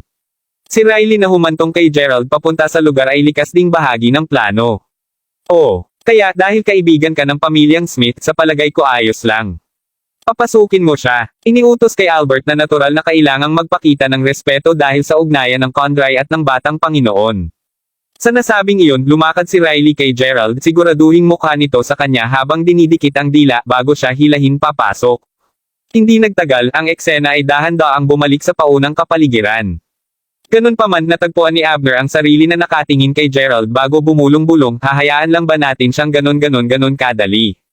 Nahihirapan akong makaya. Huwag kang matyaga. Huwag mag-alala sapagkat ngayon lang ako tumawag na may ilang simpleng paghahanda sa isip. Ngayon na nakapasok na siya sa lugar na ito, ginagarantiyahan ko na hindi niya maiiwan ang buhay ang bulwagan na ito. Sagot ni Zion, ang kanyang pagiging walang awa ay sumasalamin sa kanyang mga mata. Narinig iyon kapwa nagkalitan ng tingin sina Abner at ang babae bago tumingin ulit kay Zion bilang paghanga. Pagkatapos ng lahat kapwa sila may kamalayan kung gaano siya madiskarte. Totoo sa mga sinabi ni Abner kagaya ng huminga ng malalim si G. Snyder, handa nang simulan ang kaganapan, nag-ambala siya ng isang grupo ng higit sa 20 tao na nagmamadali papasok sa bulwagan mula sa labas habang sumisigaw, "Papasok ka! Dapat nating hulihin ang magnanakaw na iyon." Habang ang pangkat ay lumitaw na binubuo lamang ng mga vendor lamang, lahat sa kanila ay may galit na ekspresyon sa kanilang mga mukha. Ano ang ibig sabihin nito? Sigaw ng mga tanod na pilit pa ring itinutulak ang grupo matapos na hindi makatanggi na pumasok sila. Ano ang iyong bastards hanggang sa? Ungol ni G. Snyder habang naninigas ang kanyang ekspresyon. Ang kanyang galit ay ginagarantiyahan dahil ang isang bagay tulad nito ay nangyayari habang maraming mga internasyonal na malaking shot ay naroroon. Nais naming makilala si G. Snyder. Nais naming humingi siya ng hustisya para sa amin. Sigaw ng mga nagtitinda habang nagpatuloy silang sumusubok na bamara pa sa loob. Nang marinig iyon, sumenya si G. Snyder para sa kanyang mga sakop na pahintulutan silang pumasok bago ijulas ang isang kamay sa kanyang bulsa at tanungin, "Hustisya? Anong uri ng hustisya ang iyong hinahanap? Ano ang buong kwento sa likod ng ruckus na ito? Kita mo, G. Snyder, ginagawa lamang namin ang aming mga negosyo tulad ng dati nang biglang huminto ang taong ito upang magnakaw ng aming mga gamit. Tulad ng kung hindi ito sapat, sinasaktan niya pa ang ilang mga mag-aaral mula sa kindergarten.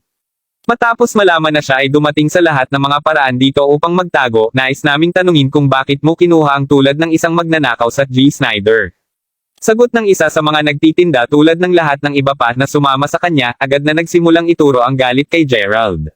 Marami sa mga malalaking shot ang nagpapalitan ng tingin sa isa't isa matapos marinig ang lahat ng iyon.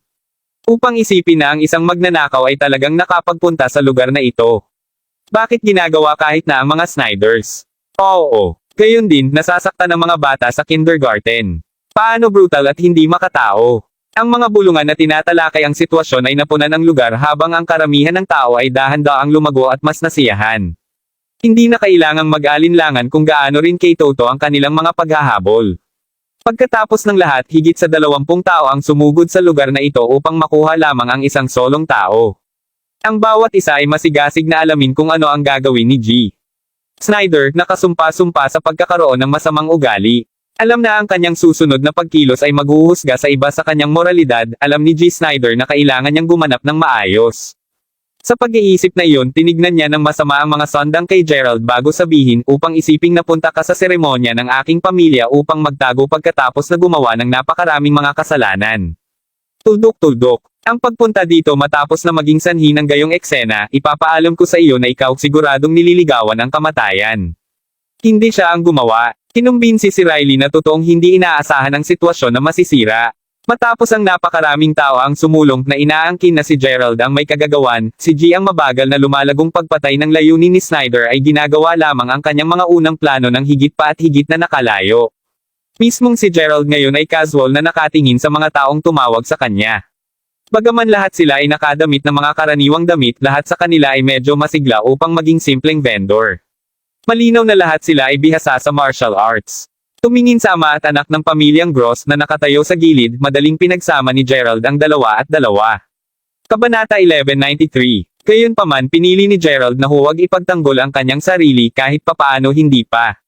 Pagkatapos ng lahat, dahil kapwa ang ama at anak ng pamilyang Gross ay lantarang gumawa ng maling paratang laban sa kanya sa panahon ng isang mahalagang okasyon, si Gerald ay may dahilan na maniwala na ang mga nasugatang bata ay kasalukuyang nasa ilalim din ng kanilang kontrol. Sa kung gaano kabiilas at kahusayan na nagawa nilang Sir-on at i-frame siya, nasabi na ni Gerald na ang mag-ama ay hindi estranghero sa paggamit ng mga masasamang taktika. Ang katotohanan na nagawa nilang manipulahin ang Snyders upang mapupuksa siya para sa kanila ay nagsilbi lamang upang patunayan ang kanyang punto. May isang tao, i-drag siya palayo at siguraduhing mabali ang lahat ng kanyang mga paa habang nandyan ka. Iniutos kay G. Snyder sa isang napakabilis na tono. Pagkalipas ng segundo, mahigit 10 mga bodyguard ng Snyder ang umusad, handa na harapin si Gerald. Gayunpaman, mabilis na sinabi ni Riley, "Ngayon, humawak ka muna. Dapat mayroong ilang uri ng hindi pagkakaunawaan dito. Hindi siya ang gagawa ng ganoong mga bagay." Talagang sigurado si Riley tungkol dito dahil pareho nilang nakita ni Condry kung gaano kahapon ang kabayanihan ni Gerald nang subukang makamit ang hustisya. Sa pag-iisip na iyon parang hindi posible na magnakaw talaga siya o makakasakit sa mga bata. Ano pa, upang gawing mas maginhawa ang mga bagay para sa kanila, ibinabahagi ni Riley at Gerald ang kanilang mga lokasyon sa bawat isa mula sa nakaraang araw. Sa pagkakaalam niya, si Gerald ay nakaupo sa isang domino na hindi gaanong kalayuan sa malaking hotel sa halos lahat ng oras. Kaya paano magiging totoo ang kanilang mga paghahabol? Ang tuliro na si Riley ay sigurado na nagkamali ang mga vendor. Tila sigurado ka tungkol doon, Miss Smith. Bakit ganon? Tanong ni Zion habang nakatingin sa kanya. Sa totoo lang, Riley. Kung hindi ka sigurado tungkol sa iyong pahayag, mas mabuti na huwag kang maglabas ng kalokohan dito. Dagdag ni Snyder habang siya lumingon din upang tumingin sa dalaga. Ano ang ginagawa mo sa lupa, Riley? Nag-aalalang tanong ni Ginang Smith. Tinanong na niya si Riley kung bakit niya pinayagan ang natalo na pumasok sa hall ng mas maaga. Habang iyon ay nakakahiya na, ang kahihiyan na ngayon ay dinarones niya ay mas malala. Ano man kahit na nais ni Riley na i-claim na alam niya kung nasaan si Gerald buong umaga, alam niyang hindi lamang niya masabi sa iba ang insidente. Pag-rock ng kanyang talino, naisip niya at naiisip hanggang sa biglang isang ideya ang sumulpat sa kanya. Ngayon sino ang nagsabing hindi ako sigurado? Tiyak na hindi siya magnakaw. Pagkatapos ay muli hulaan kung mayroon kang mga pagdududa dahil hindi mo pa rin alam kung sino siya o saan siya nagmula. Sa katunayan, sigurado akong wala sa inyo ang nakakaalam kung bakit siya naririto ngayon. Idineklara ni Riley. Nang marinig iyon, natahimik ang lahat ng humarap kay Riley. Kita mo, napunta siya rito hanggang ngayon upang maghatid ng isang natatanging card ng paanyaya sa aking nakatatandang kapatid na babae. Ang card mismo ay mula sa isang mayamang tagapagmana mula kay Mayberry. Dagdag ni Riley. Nagkaroon ngayon ng patay na katahimikan sa gitna ng karamihan ng tao. Pagkatapos ng lahat ng tao doon ay may kamalayan na hindi sila maaaring mapahamak ang sinumang mayamang tagapagmana mula sa Mayberry. Sa sandaling iyon si Noel Snyder, ang Panginoon ng pamilyang Snyder, ay sumulong bago sabihin sa kanyang malalim na tinig, haha.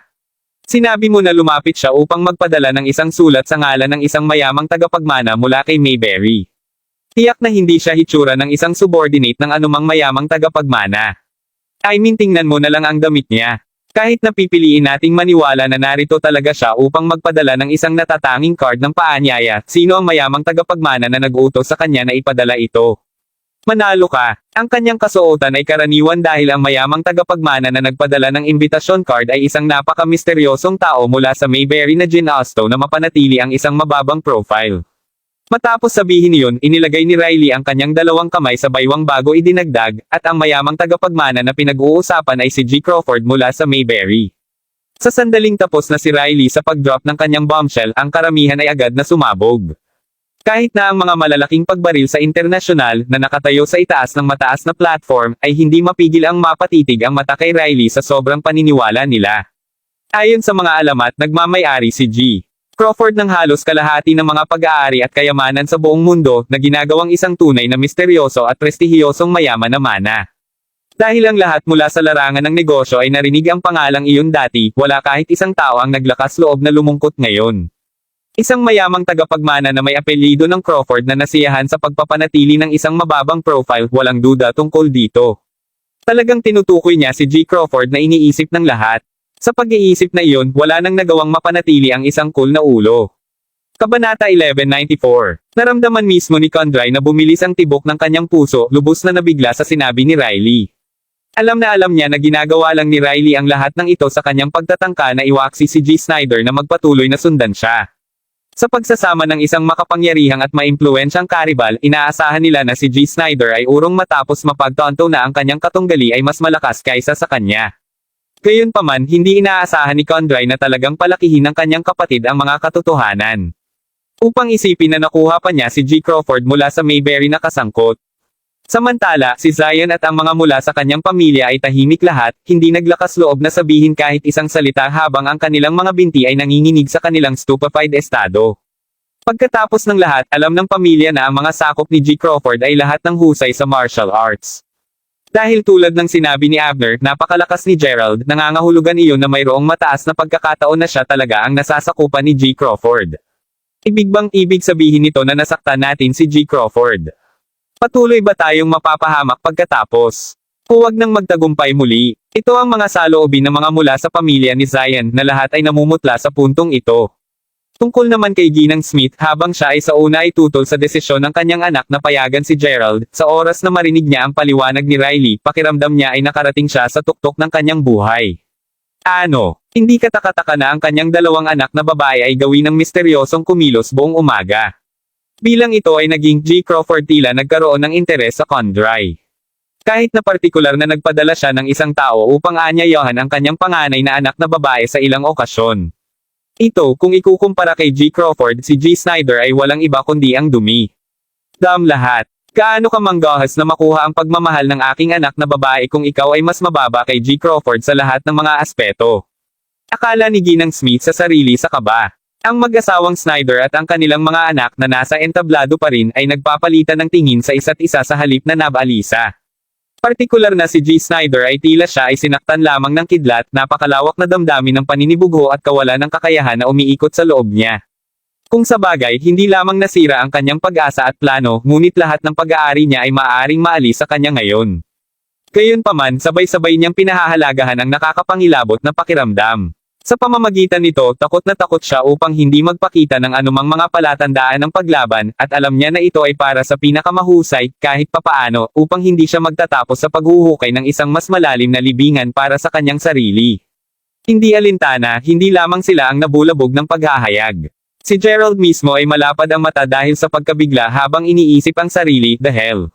Kaya ang Panginoon ng imbitasyon card ay dapat na ako. Tandang padamdam. Sinusubukan na kalmeyan ang kanyang sarili, tinanong ni Noel, Miss Smith, ang taong iyon roon ay totoong dumating upang magpadala ng card ng paanyaya sa ngalan ni G. Crawford. May dahilan ba para magsinungaling ako? Sagot ni Riley habang binubuhat ang kaakit-akit na mukhang card ng paanyaya para makita ng lahat. Narito, nakasulat doon na inaanyayahan niya ang aking kapatid na makipagkita sa kanya sa Mountaintop Villa sa Mayberry. Sigurado akong wala sa inyo ang nangangailangan ng karagdagang paliwanag sa pagbanggit ng lokasyon na iyon. Dagdag ni Riley, Ginoo, nagbid si Crawford ng $120 milyong para sa Mountaintop Villa 2 taon na ang nakakalipas. Ito ang pinakamahal na villa sa buong bansa. Itinayo sa tuktok ng isang bundok at patuloy na nababalot ng malaulap na ulap, ang kakayahang manatili roon ay nagbibigay daan sa mga tao na maranasan kung ano ang maging isang Diyos. Sinabi ng isa sa mga lokal na malaking pagshot nangungulila sa sandaling iyon. Sa katunayan, ang villa na iyon ay partikular din na nabantayan at ang mga normal na tao ay hindi pinapayagan na magtungo doon upang kumuha ng litrato. Alam ko mula nang nagpunta ako sa Mayberry para sa isang libangan noong nakaraang buwan. Tulad ng nahulaan mo na, sa kabila ng aking katayuan, tila wala pa akong karapatang magtungo sa Mountaintop Villa. Sabi ng isa pang malaking kuha habang nilinaw ang lalamunan bago umiling-iling ng mapait na ngiti. Sa kabilang banda, marami sa mga kasalukuyan na kababaihan ang ngayon ay nakatingin kay Gerald sa paghanga. Ngayon na tinitingnan ko siya ng medyo mas maingat, ang nasa ilalim ni G. Crawford ay matapat na mukhang gwapo. Alam ko, di ba? Kaya siya ang nasasakupan ni G. Crawford pagkatapos ng lahat. Ang sinumang babae ay mahuhulog sa kanya pagkatapos bigyan siya ng isang mahusay, mahabang pagtingin. Habang tuwang-tuwa ang mga kababaihan sa kanilang sarili, naramdaman ni Noel ang pangangailangan na makakuha ng kumpirmasyon sa pagiging lihaytimo ng mga inaangkin ni Riley. Sa gayon tinanong niya, humihingi ako ng paumanhin para sa aking pag-aalinlangan, ngunit upang matiyak lamang, maaari ko bang tanungin kung gaano karaming mga silid ang mayroong sa Mountaintop Villa, Ginoo? Ha? Talaga ba ay nagdududa ka sa nasasakupan ni G. Crawford si G. Snyder? Hindi ka ba natatakot na mapahamak mo si G. Crawford? Tanong ni Riley habang agad na nagsimula siyang mamula. Pagkatapos ng lahat kahit na hindi niya namalayan kung gaano karaming mga silid ang mayroong sa villa. Si Condry mismo ay nagsimulang mahigpit ang pagkakuyom ng kanyang mga kamao, pakiramdam ng sobrang kabado. Kung nagawa nilang makita sa pamamagitan ng kasinungalingan ni Riley kung gayon si Condry ay tiyak na magiging pinaka-napapahiya na tao sa araw na iyon. Napuno ng pagkabalisa, nagsimulang bumagsak ang pawis sa noo ni Condry habang iniisip niya, nasabi ko na sa iyo kung gaano katalino at makinis si Noel. Hindi siya isang taong madaling lokohin. Mayroong kabuoang 36 na silid na nahahati sa itaas, gitna, at mas mababang palapag. Dahil si G. Crawford ay ipinanganak sa isang pamilya na pinahahalagahan ang panitikan at sining, ang gitnang palapag ay ginagamit upang ipakita ang mga obra maestra na kasama ang mga sinaunang kwadro na gawa, sikat na mga kwadro na langis sa kanluran, at marami pang ibang mga likhang sining mula sa buong mundo. Sa likuran ng tuktok ng bundok ay isang malaking hot spring pool na itinayo sa itaas ng mga ulap na kayang tumanggap ng higit sa 200 mga tao. Ang villa ay nilagyan pa ng mga workspace para sa mga kawani mula sa medikal, pagtutustos ng pagkain, aliwan, at maraming iba pang nauugnay na larangan. Mayroong kahit isang helipad para sa mga helikopter upang mapunta at mag-alis mula sa. Sa kabila ng pag-aalala ni Condray, ilang segundo lamang ang nakakalipas, hindi na nag-atubiling ipaliwanag ni Gerald ang lahat ng dapat malaman tungkol sa villa. Sa katunayan, ginawa niya ito sa paraang iminungkahi na pamilyar siya rito.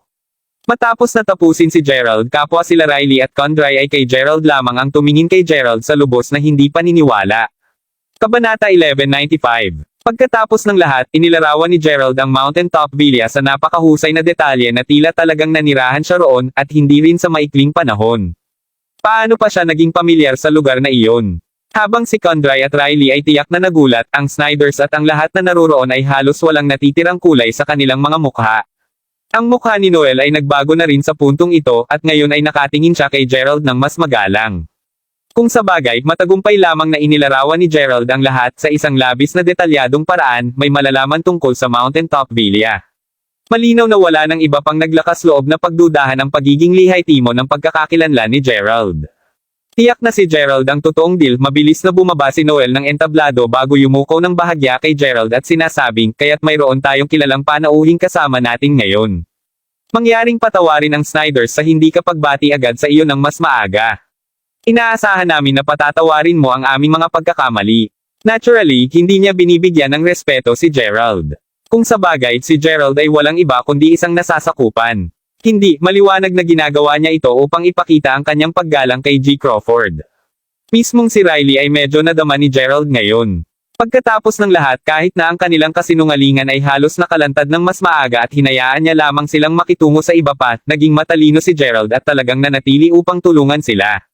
Si Zion at ang kanyang anak na lalaki ay hindi na rin makatayo. Sa kanilang kahinahunan sa mga labi, pareho silang kasalukuyang seryosong isinasaalang-alang ang pagmamadali upang lumuhod bago si Gerald at humihingi ng kapatawaran. Akalain na iyon ang nasasakupan ni G. Crawford sa buong oras na ito. Nauutol na kasintahan ni Abner, takot sa kanyang mga mata. Sa sandaling iyon, humarap si Zion sa kanya bago siya sampelan ng diretso sa pisngi ng walang babala. Habang nahulog sa sahig ang kasintahan ni Abner, parang hinimatay habang umakbay sa kanyang namamaga na pisngi, ngumisi si Zion bago umungal, ikaw ay hindi mabubula.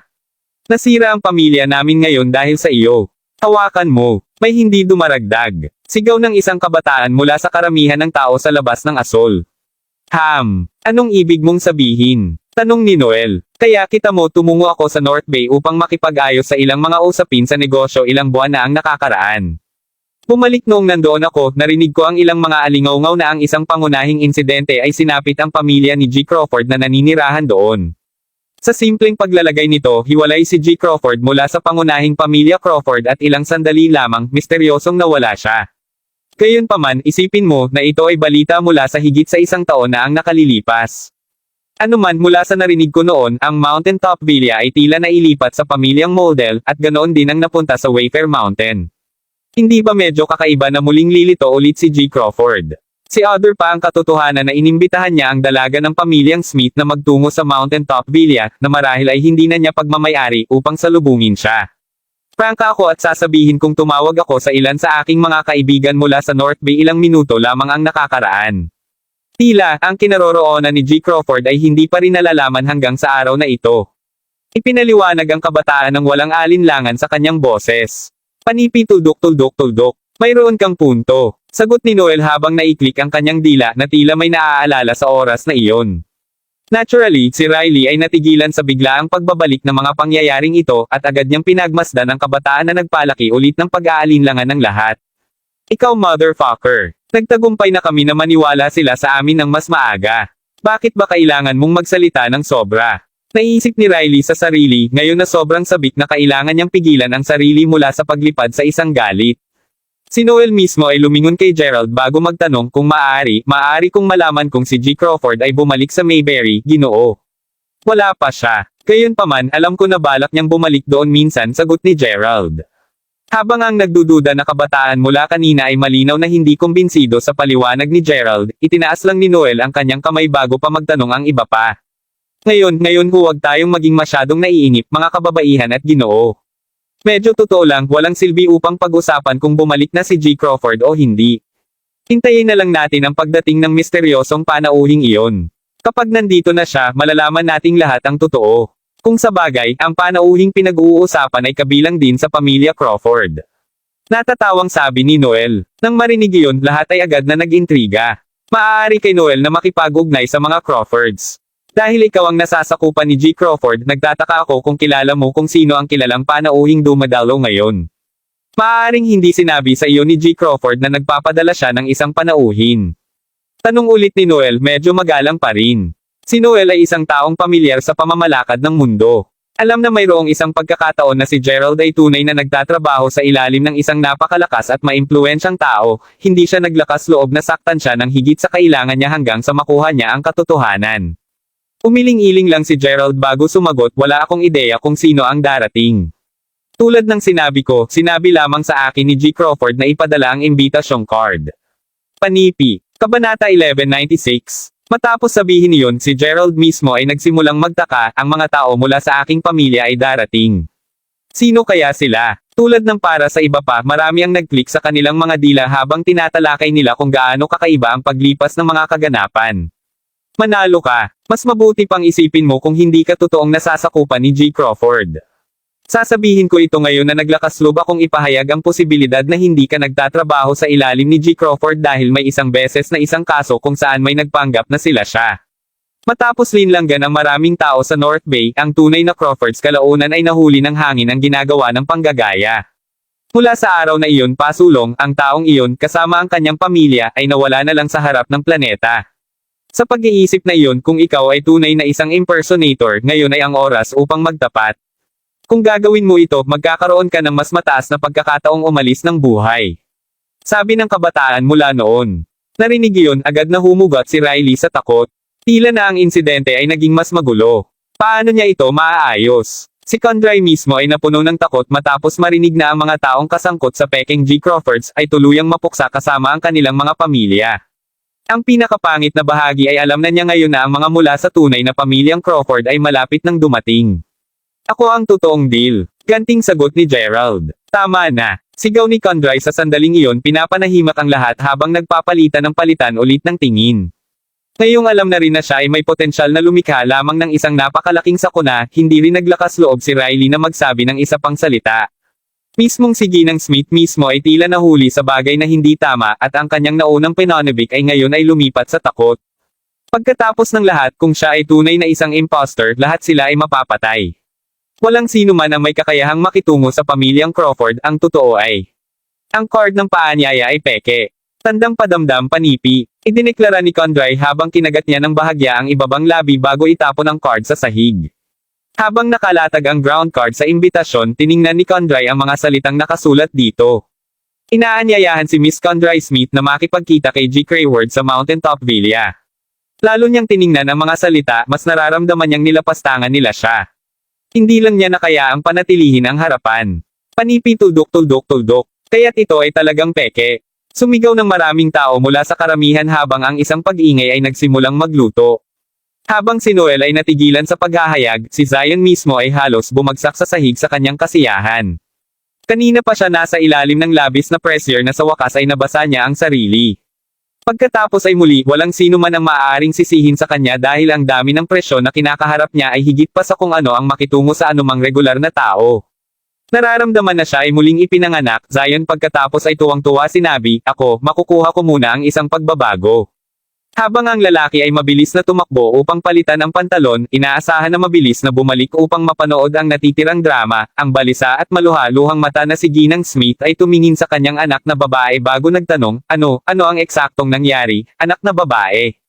Nang tumagal ng mahabang buntong hininga, sumagot si Condry pagkatapos, isang taktika ang naisip ko upang sumuko si Eve Snyder sa pagpapanukala sa akin ngayon. Inaasahan kong matapos na maipakita sa kanya ang mga paghihirap, hindi ko natatanggihan ang kanyang panukala in the first place. Gayunpaman, namangha ako wala sa iyo ang nahuli ng mas maaga. Tagumpay. Mayroon sa iyo ng ideya kung gaano karaming magagandang kababaihan ang pumapalibot sa kanilang sarili sa paligid ni G. Crawford? Bakit niya pa ako yayayain sa Mountaintop Villa? Sinabi ni Condry ang lahat ng iyon sa iisang paghinga lamang at maliwanag na inilalagay niya ang lahat ng sisi at responsibilidad sa kanyang sarili. Ate, ako. Sumigaw si Riley, hindi na sigurado kung ano ang sasabihin pa sa puntong ito. Kung ang mga mula sa pamilya Crawford ay dumating mamaya at nais na siyasatin ang insidente, ilagay mo lang sa akin ang kasalanan. Ako lang ang nagayos na mangyari ang panggagaya na insidente at wala itong kinalaman sa aking pamilya. Dagdag ni Condry. Mismong si Ginang Smith mismo ay mukhang nabaliw sa oras na iyon. Pagkatapos ng lahat sa loob ng nakaraang ilang minuto, dumaan siya sa isang roller coaster ng emosyon. Ang paghahanap ng walang mas mabuting paraan upang maibulalas ang kanyang labis na galit, lumingon siya kay Gerald bago sumigaw, Ikaw. Ikaw na anak ng A-Beach. Nawasak mo ang pamilyang Smith para sa mabuti sa oras na ito. Kasunod nito, tumakbo siya papunta sa isang mesa at kumuha ng mga matamis bago itinapon kay Gerald. Habang lumuluha si Condry at tumakbo upang pigilan ang kanyang desperadong ina mula sa pagpapatuloy na ilabas ang kanyang galit kay Gerald, ang karamihan ay nagsimulang magtapon ng mga nakakatawang boost sa kapwa Gerald at Condry. Kahit na pinanatili ni Gerald ang isang kakatuwang ekspresyon na binubuo. Paglalakad papunta sa kung saan naihagis ni Condry ang card, kinuha iyon ni Gerald, tiningnan ito, at pagkatapos ay sinabi, sa totoo lang, ipapangasiwa ko ang imbitasyong card noon. Kung malaya ka, Miss Smith, inaanyayahan kita sa Mountain Top Villa upang makipag-chat sa akin. Nang marinig iyon, ang karamihan ay pansamantalang tumahimik muli. Kabanata 1197. Ano sa mundo ang pinag-uusapan mo? Tinanong si Condry na lumuluha pa rin habang tumitingin sa kanya na hindi makapaniwala, hindi sigurado sa kung ano ang nangyayari. Talaga bang naiisip niya na siya ang totoong G. Crawford ngayon? Sa palagay mo ba nawala na siya sa takot? Hahaha, alam ko, di ba? Gumawa pa nga siya ng isang opisyal na paanyaya para kay Miss Smith na makipag-chat sa kanya sa Mountain Top Villa. Anong clown? Mayroon ba siyang kahit kaunting kamalayan sa sarili? Tulad ng ilan sa mga kababaihan sa loob ng bulwagang iyon ay nagpatuloy sa pagdura ng mga mapanirang pangungusap kay Gerald, bumalik si Zion na may kasamang bagong pantalon. Sa sandaling makita niya ang lahat na kinukutya si Gerald, siya ay naging kasing nasasabik sa kanyang anak. Sa puntong iyon, maging ang kasintahan ni Abner ay nakalimutan ang sakit na dinanas niya mula sa sampal kanina. Ang taong iyon ay nasira para sa tiyak sa oras na ito, Ama.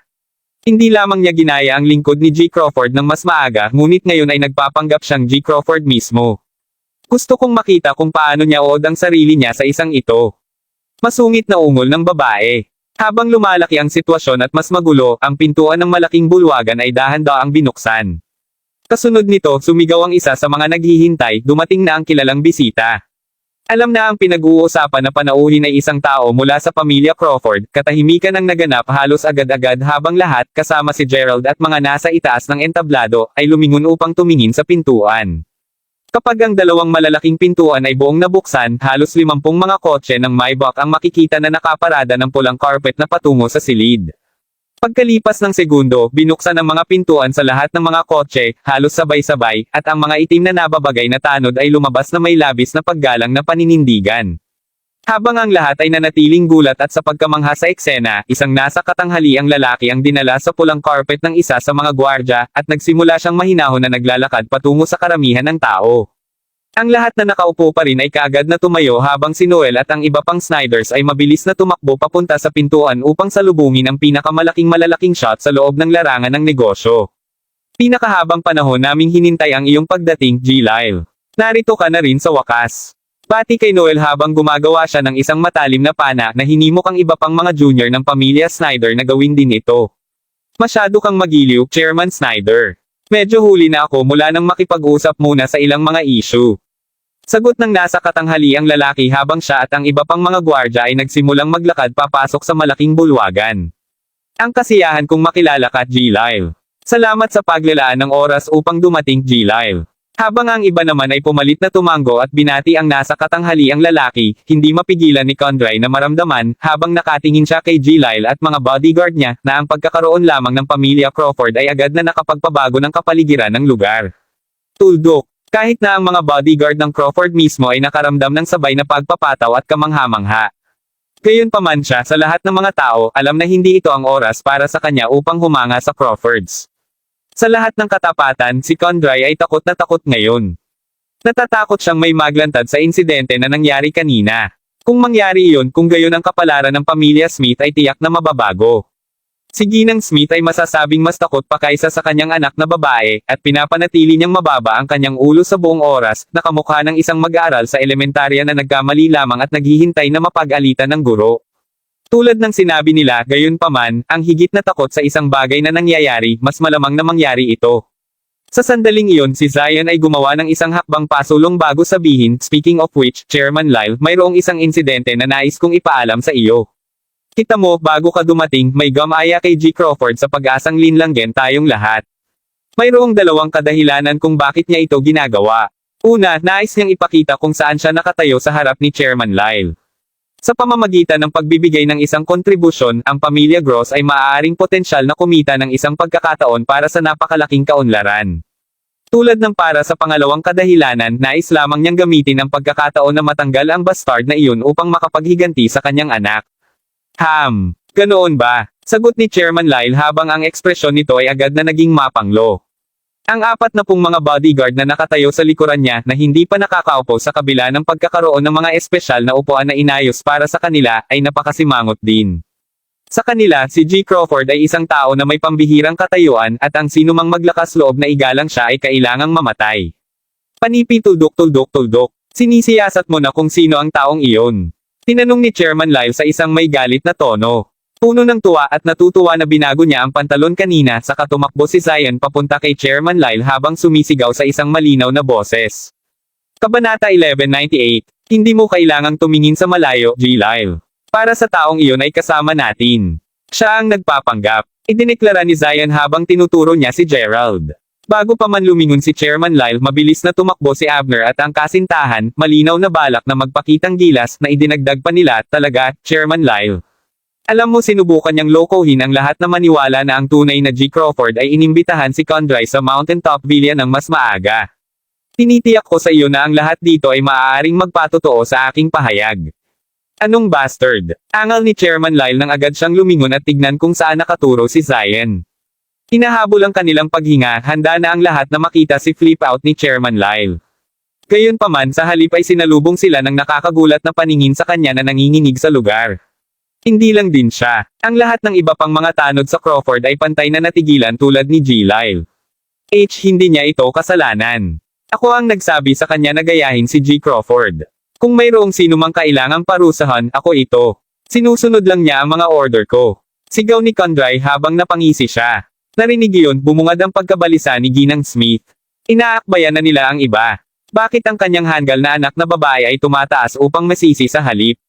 Tandang padamdam. Nagalit ka na ba, Condry? Bakit ka pa nagsasalita para sa pangit na toad na ito? Tinanong Mrs. Smith, ang kanyang napakalawak hindi mapalagay na maliwanag sa kanyang tono. Wala pa ako. Nagsasabi lang ako ng totoo. Dahil ako ang nagsabi sa kanya na gawin ang lahat ng iyon, dapat kong gawin ang responsibilidad.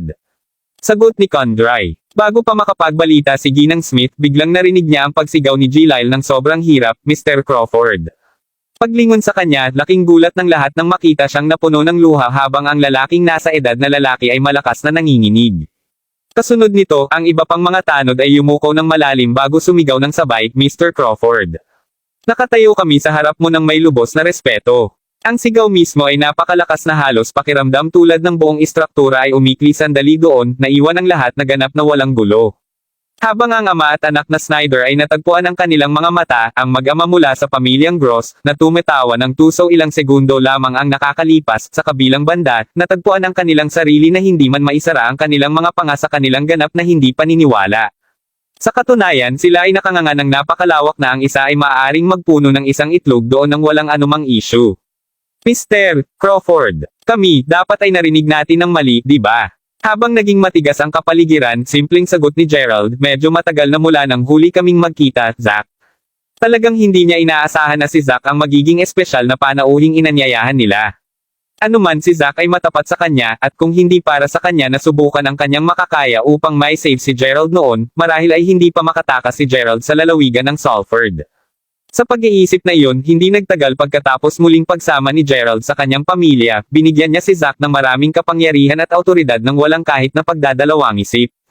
Gayunpaman, dahil abala pa rin siya sa pakikitungo sa mga model noon at siya ay bahagya na makitungo sa mga gawain sa negosyo, kapwa sina Gerald at Zack ay walang nahanap na dahilan para magkita sila hanggang ngayon. Sa katunayan mayroon ito, G. Crawford. Wala kang ideya kung paano ako nasasabik na sa wakas ay muling makilala ka. Sagot ni Zack na may malapad na ngiti.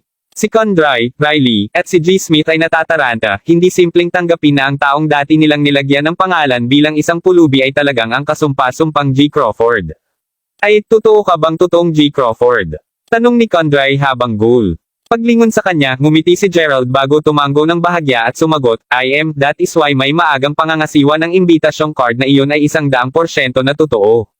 Muli kung malaya ka, inaasahan kong pupunta ka sa Mountaintop Villa sa Mayberry upang magsaya. Hindi maganda ang tanawin doon, alam mo. Bago pa sumagot si Condry, kaagad na lumuhod si Noel at sinabi, ako, humihingi ako ng paumanhin para sa hindi ako isang taong may pagkaalam, G. Crawford. Sa palagay ay nabigo akong kilalanin kung sino ka kahit na paulit-ulit na tinanong ka tungkol dito kanina, sana patawarin mo ako. Bilang isang matalinong tao, natural na alam ni Noel na ang paghingi ng tawad ang kanyang pinakamahusay na gawain ngayon. Habang ang Gross ama at anak ay natural na nag-iisip ng parehong bagay, hindi nila alam kung paano magsimulang humingi ng tawad pagkatapos ng lahat ng ginawa nila sa kanya. Tapos na. Tunay na wasak ang pamilya Gross sa oras na ito. Tuldok-tuldok tandang padamdam kudlit. Napaisip si Zion sa kanyang sarili nang maramdaman niya muli ang pamilyar na pamamasa sa kanyang pantalon. Sa pagsasalita nito, Zack, ang pamilyang ito dito ay labis na masama. Tanggalin ang mga ito para sa akin sa pamamagitan ng paggawa ng kanilang bangkarote sa lalong madaling panahon. Hayaan silang magkaroon ng utang na higit sa $150 milyong. Sa iyong kasalukuyang impluensya, sigurado akong hindi ito dapat maging mahirap para sa iyo. Sabi ni Gerald sabay lingon nito kay Abner at ng iba pa na may malamig na ngiti. Oh, masaya. Sagot ni Zack nang bumalik siya ng isang malamig na ngiti. Kasunod nito, lumingon si Zack upang tingnan ang kanyang mga nasasakupan bago mag-order, pumunta at siyasatin ang sinumang mga kasosyo sa negosyo na mayroon ang pamilyang Gross. Ang iyong gawain ay upang putulin ang kanilang mga relasyon sa Gross. Kung ang alinman sa mga kasosyo sa negosyo ay ayaw na gawin ito, gawin din silang malugi. Kagad, G. Lyle. Sigaw ng mga tanod habang dali-dali silang tumakbo upang maisakatuparan ang kanilang bagong gawain. Kaya't ito ay napakalakas ng pamilya Crawford. Matapos tingnan kung gaano kagalang ang pagtrato ni Zack kay Gerald, wala nang nangahas na mag-alinlangan sa pagiging tunay ng tunay na pagkatao ni Gerald. Natagpuan ng lahat ang kanilang hininga habang lumingon si Gerald sa pamilyang Gross bago sinabi, masisiyahan ka sa pagbuo ng iyong kaligayahan sa mga kasawian ng iba, hindi ba? Kaya, natutuwa akong sabihin sa iyo na pareho din ang nangyayari sa akin. Sa totoo lang sobrang saya ko na makita kung gaano kalubha ang pagdurusa na kasalukuyan mong pinagdadaanan. Panipi. Kabanata 1199. Talagang hindi inaasahan ni Gerald ang gayong pangunahing interlude na magaganap mula sa kanya papunta sa Lugaw City. Anuman, hindi talaga interesado si Gerald sa relasyon ni Zack sa Snyders. Pagkatapos ng lahat, hanggat nauugnay ito sa mga gawain sa negosyo, si Gerald ay walang pag-aalinlangan tungkol sa pag-iwan sa Zack na namamahala. Kapag natapos ang pagdiriwang, si Gerald ay nagtungo kasama si Condry at ang ilan pa. Habang naglalakad sila, tiningnan ni Gerald si Condry bago sinabi, humihingi ako ng tawad para sa aking kalokohan noon, Miss Smith, at inaasahan kong hindi ka pa rin galit tungkol sa pangyayaring iyon. Tuldok-tuldok. Kita mo, noong panahong iyon, napagkamalan kita bilang si Mila, kasintahan ko, na siyang dahilan upang kumilos ako sa paraang ginawa ko, nais kong ipaliwanag ito sandali ngayon, ngunit hindi ako nakakuha ng tamang pagkakataon na magawa ito. Matapos na sumulong si Condry upang gampanan ang responsibilidad ng kanyang mga aksyon ng mas maaga, kahit na alam niya kung gaano ito mapanganib para sa kanya, masasabi na ni Gerald na siya ay napakagandang tao. Paano siya mananatiling galit? Ipapaalam ko sa iyo, G. Crawford, na hanggat nais mo ito, hindi lamang kita papayagan na yakapin siya, ngunit handa akong ibigay siya sa iyo, bagaman nasabing nasa sabik si Ginang Smith, naputol siya ng si Condry, na masasabi kung ano ang intensyon ng kanyang ina, ay binaril siya ng isang mapait na titig. Napagtanto na medyo nawala na rin siya, agad na tumigil sa pagsasalita si Ginang Smith. Nang makita iyon, agad na sinimulang kaladkarin ni Riley ang kanyang ina habang sinabi niya, Mr. Nais ni Crawford na kausapin ang kapatid, ina. Huwag istorbohin sila. Kapag wala na sila sa paningin, si Condry pagkatapos ay ngumiti ng mahina bago sumagot ng mabuti. Upang maging matapat habang ako ay galit sa oras na iyon, sabay na nadama ko ang pagnanasa na magpasalamat sa iyo matapos mo akong mapagtanto ng isang bagay. Hindi maiisip ni Condry na ang walang pakundanggan na lalaki na naisip niya na si Gerald ang buong oras na ito ay talagang isang pino na tao na medyo matigas ang ulo pagdating sa pag-ibig. May sinabi ba ako? Tanong ni Gerald habang binabalik ang ngiti. Bueno, nakikita mo, naisip ko dati na ang totoong pag-ibig ay wala na sa mundong ito. Kung tutuusin, ang mundo ngayon ay pinalakas ng karamihan sa mga sexual na pagnanasa. Tuldok-tuldok. Ano man sa pinakamahabang panahon, isinasaalang-alang ko lang ang lahat ng pag-ibig na peke at mapagpaimbabaw, dumating sa puntong inaakala kong tuwing ang isang lalaki ay umibig sa isang babae, ginagawa lamang niya ito upang makakuha ng pag-akses sa kanyang katawan. Dahil sa kaisipang iyon, nabigo ako sa konsepto ng pag-ibig habang nabubuhay ako. Panipi-panipi tuldok-tuldok-tuldok. Gayunpaman sa sandaling yakapin mo ako, maramdaman ko kung gaano kakahigpit ang pagkakayakap sa akin. Hindi ko nga alam kung sino ka pa sa oras na iyon, ngunit nadarama ko kung gaano mo ako kamahal sa babaeng pinagkamalan mo ako, ito ay halos parang kinakatakutan ka ng pag-iisip na iiwan ka niya ulit kung hindi mo siya niyakap ng mahigpit. Tuldok-tuldok. Ito rin ay sa sandaling iyon nang mapagtanto kung ang tunay na pag-ibig ay umiiral pa rin sa mundo, aaminin ko na naiinggit ako sa babaeng iyon. Tinawag siyang Mila, di ba? Tanong ni Condry habang nakatingin kay Gerald. Matapos mapanood si Gerald na tumango ng bahagya, pagkatapos ay idinagdag ni Condry, maaari ba akong humiling ng isang bagay mula sa iyo, G. Crawford? Ipagpatuloy mo. Susubukan kong tuparin ang iyong hiling hanggat kaya ko. Panipi-panipi tuldok-tuldok-tuldok. Kung hindi mo alintana, nais kong marinig ang kwento tungkol sa iyo at kay Mila. Matapos ang isang maikling pag-post, sumang-ayon si Gerald at nagsimulang sabihin kay Condry tungkol sa kanyang kwento sa kanya. Hindi nagtagal bago naibuod ni Gerald ang karamihan sa relasyon nila ni Mila sa kanya. Kapag tapos na siya, natagpuan ni Condry ang sarili na tumango sa kasiyahan bago sinabi ng umiti, nakikita ko. Bilang pala, ang tunay na pag-ibig ay hindi talaga humihiling ng marami. Sa pagsasalita ng alin, sinabi mong kailangan mo ng isang patak ng aking dugo, tama.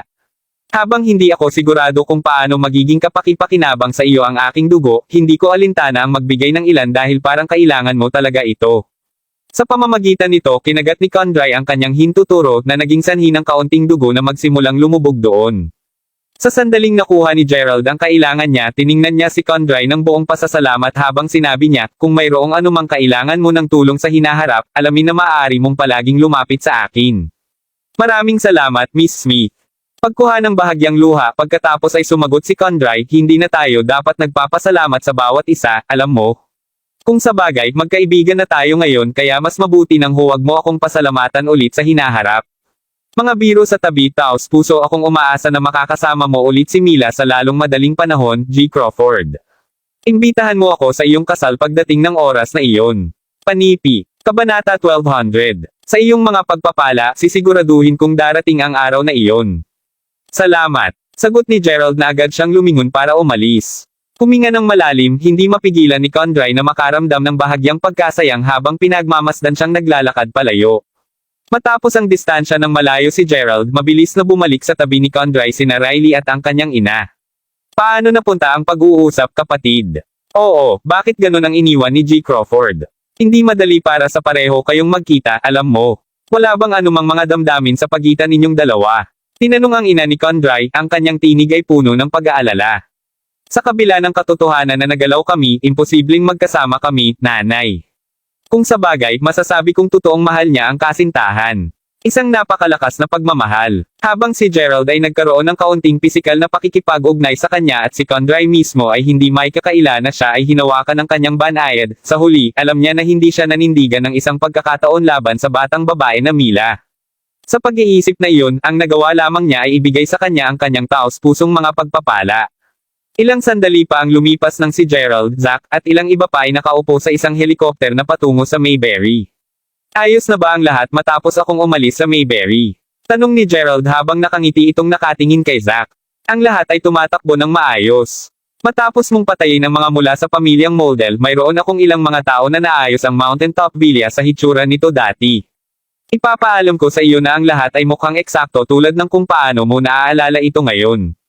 Pinag-uusapan kung saan, nabawi din namin ang Mayberry Commercial Street at Waker Mountain Entertainment.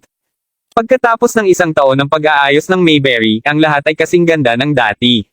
Pagkatapos huminto upang huminga, pagkatapos ay nagpatuloy si Zack, gayon din, pagkatapos na uminom ng gamot na inireseta mo, matagumpay na nakabawi si Felicity. Gayunpaman, hindi na siya isang tanyag na tao sa internet. Naging artista na siya sa halip. Dahil sa kanyang unang katanyagan at suporta, siya ay nangungunang tanyag na tao. Natutuwa akong marinig iyan. Kumusta naman si Naomi? Kumusta na siya? Tanong ni Gerald, isang pahiwatig ng pag-aalala sa kanyang boses. Noong huling pagkakahiwalay niya sa kanya, sinabi niya sa kanya na hindi na sila magkikita pa sa hinaharap. Ito ay isang makatarungang pag-angkin dahil siya ay tinugis ng iba pa noon at ang kanyang kapalaran ay tunay na hindi mahulaan. Gayunpaman, ngayong siya ay babalik sa Mayberry, alam niya na sa huli ay makabangga niya ito. Ano man, ngayon na nakuha niya ang dugo na kailangan niya, alam ni Gerald na hindi madali si Kayna sa paghahanap sa kanya. Hanggat wala siyang ginawang masyadong mataas na profile, may maliit na pagkakataong hanapin siya nito o kahit papaano ay umaasa siya. At tungkol kay Miss Milton, sa totoo lang, plano ko muna na tulungan siyang magtaguyod ng isang kumpanya. Binigyan ko pa siya ng malaking halaga. Kahit na hindi lamang siya tumanggi na sumama sa ideyang iyon, ngunit hindi rin niya kinuha ang inalok kong pera na nagsasaad na binigyan mo na siya ng higit sa sapat, G. Crawford. Si Miss Milton ay sobrang prangka ng isang tao. Ilang sandali pa nang malaman ko na nakapasa siya sa mga kinakailangang pagsusulit upang makakuha ng sertipiko sa kwalifikasyon ng guro. Napagtanto na ang kanyang hangarin ay maging isang guro, tinanong ko siya kung nais niya ang isang maluho na paaralan na itatayo para sa kanya. Naku, tinanggihan niya rin ang mungkahing iyon. Siya ay kasalukuyang nagtatrabaho bilang isang regular na guro sa isang high school. Sagot ni Zack habang umiling siya na may mapait na ngiti. Ganun lang si Noemi. Hindi siya masyadong nagmamalasakit sa pera at hindi niya iniisip na ganoong kalaki sa dilang yumaman din. Ganito rin ang pagtrato niya sa akin. Mayaman man ako o mahirap, lagi niya akong tinatrato bilang isang napakalapit na kaibigan, sabi ni Gerald habang ngumiti siya sa halip ng walang bayad. Sa sandaling iyon mukhang may nais sabihin si Zack.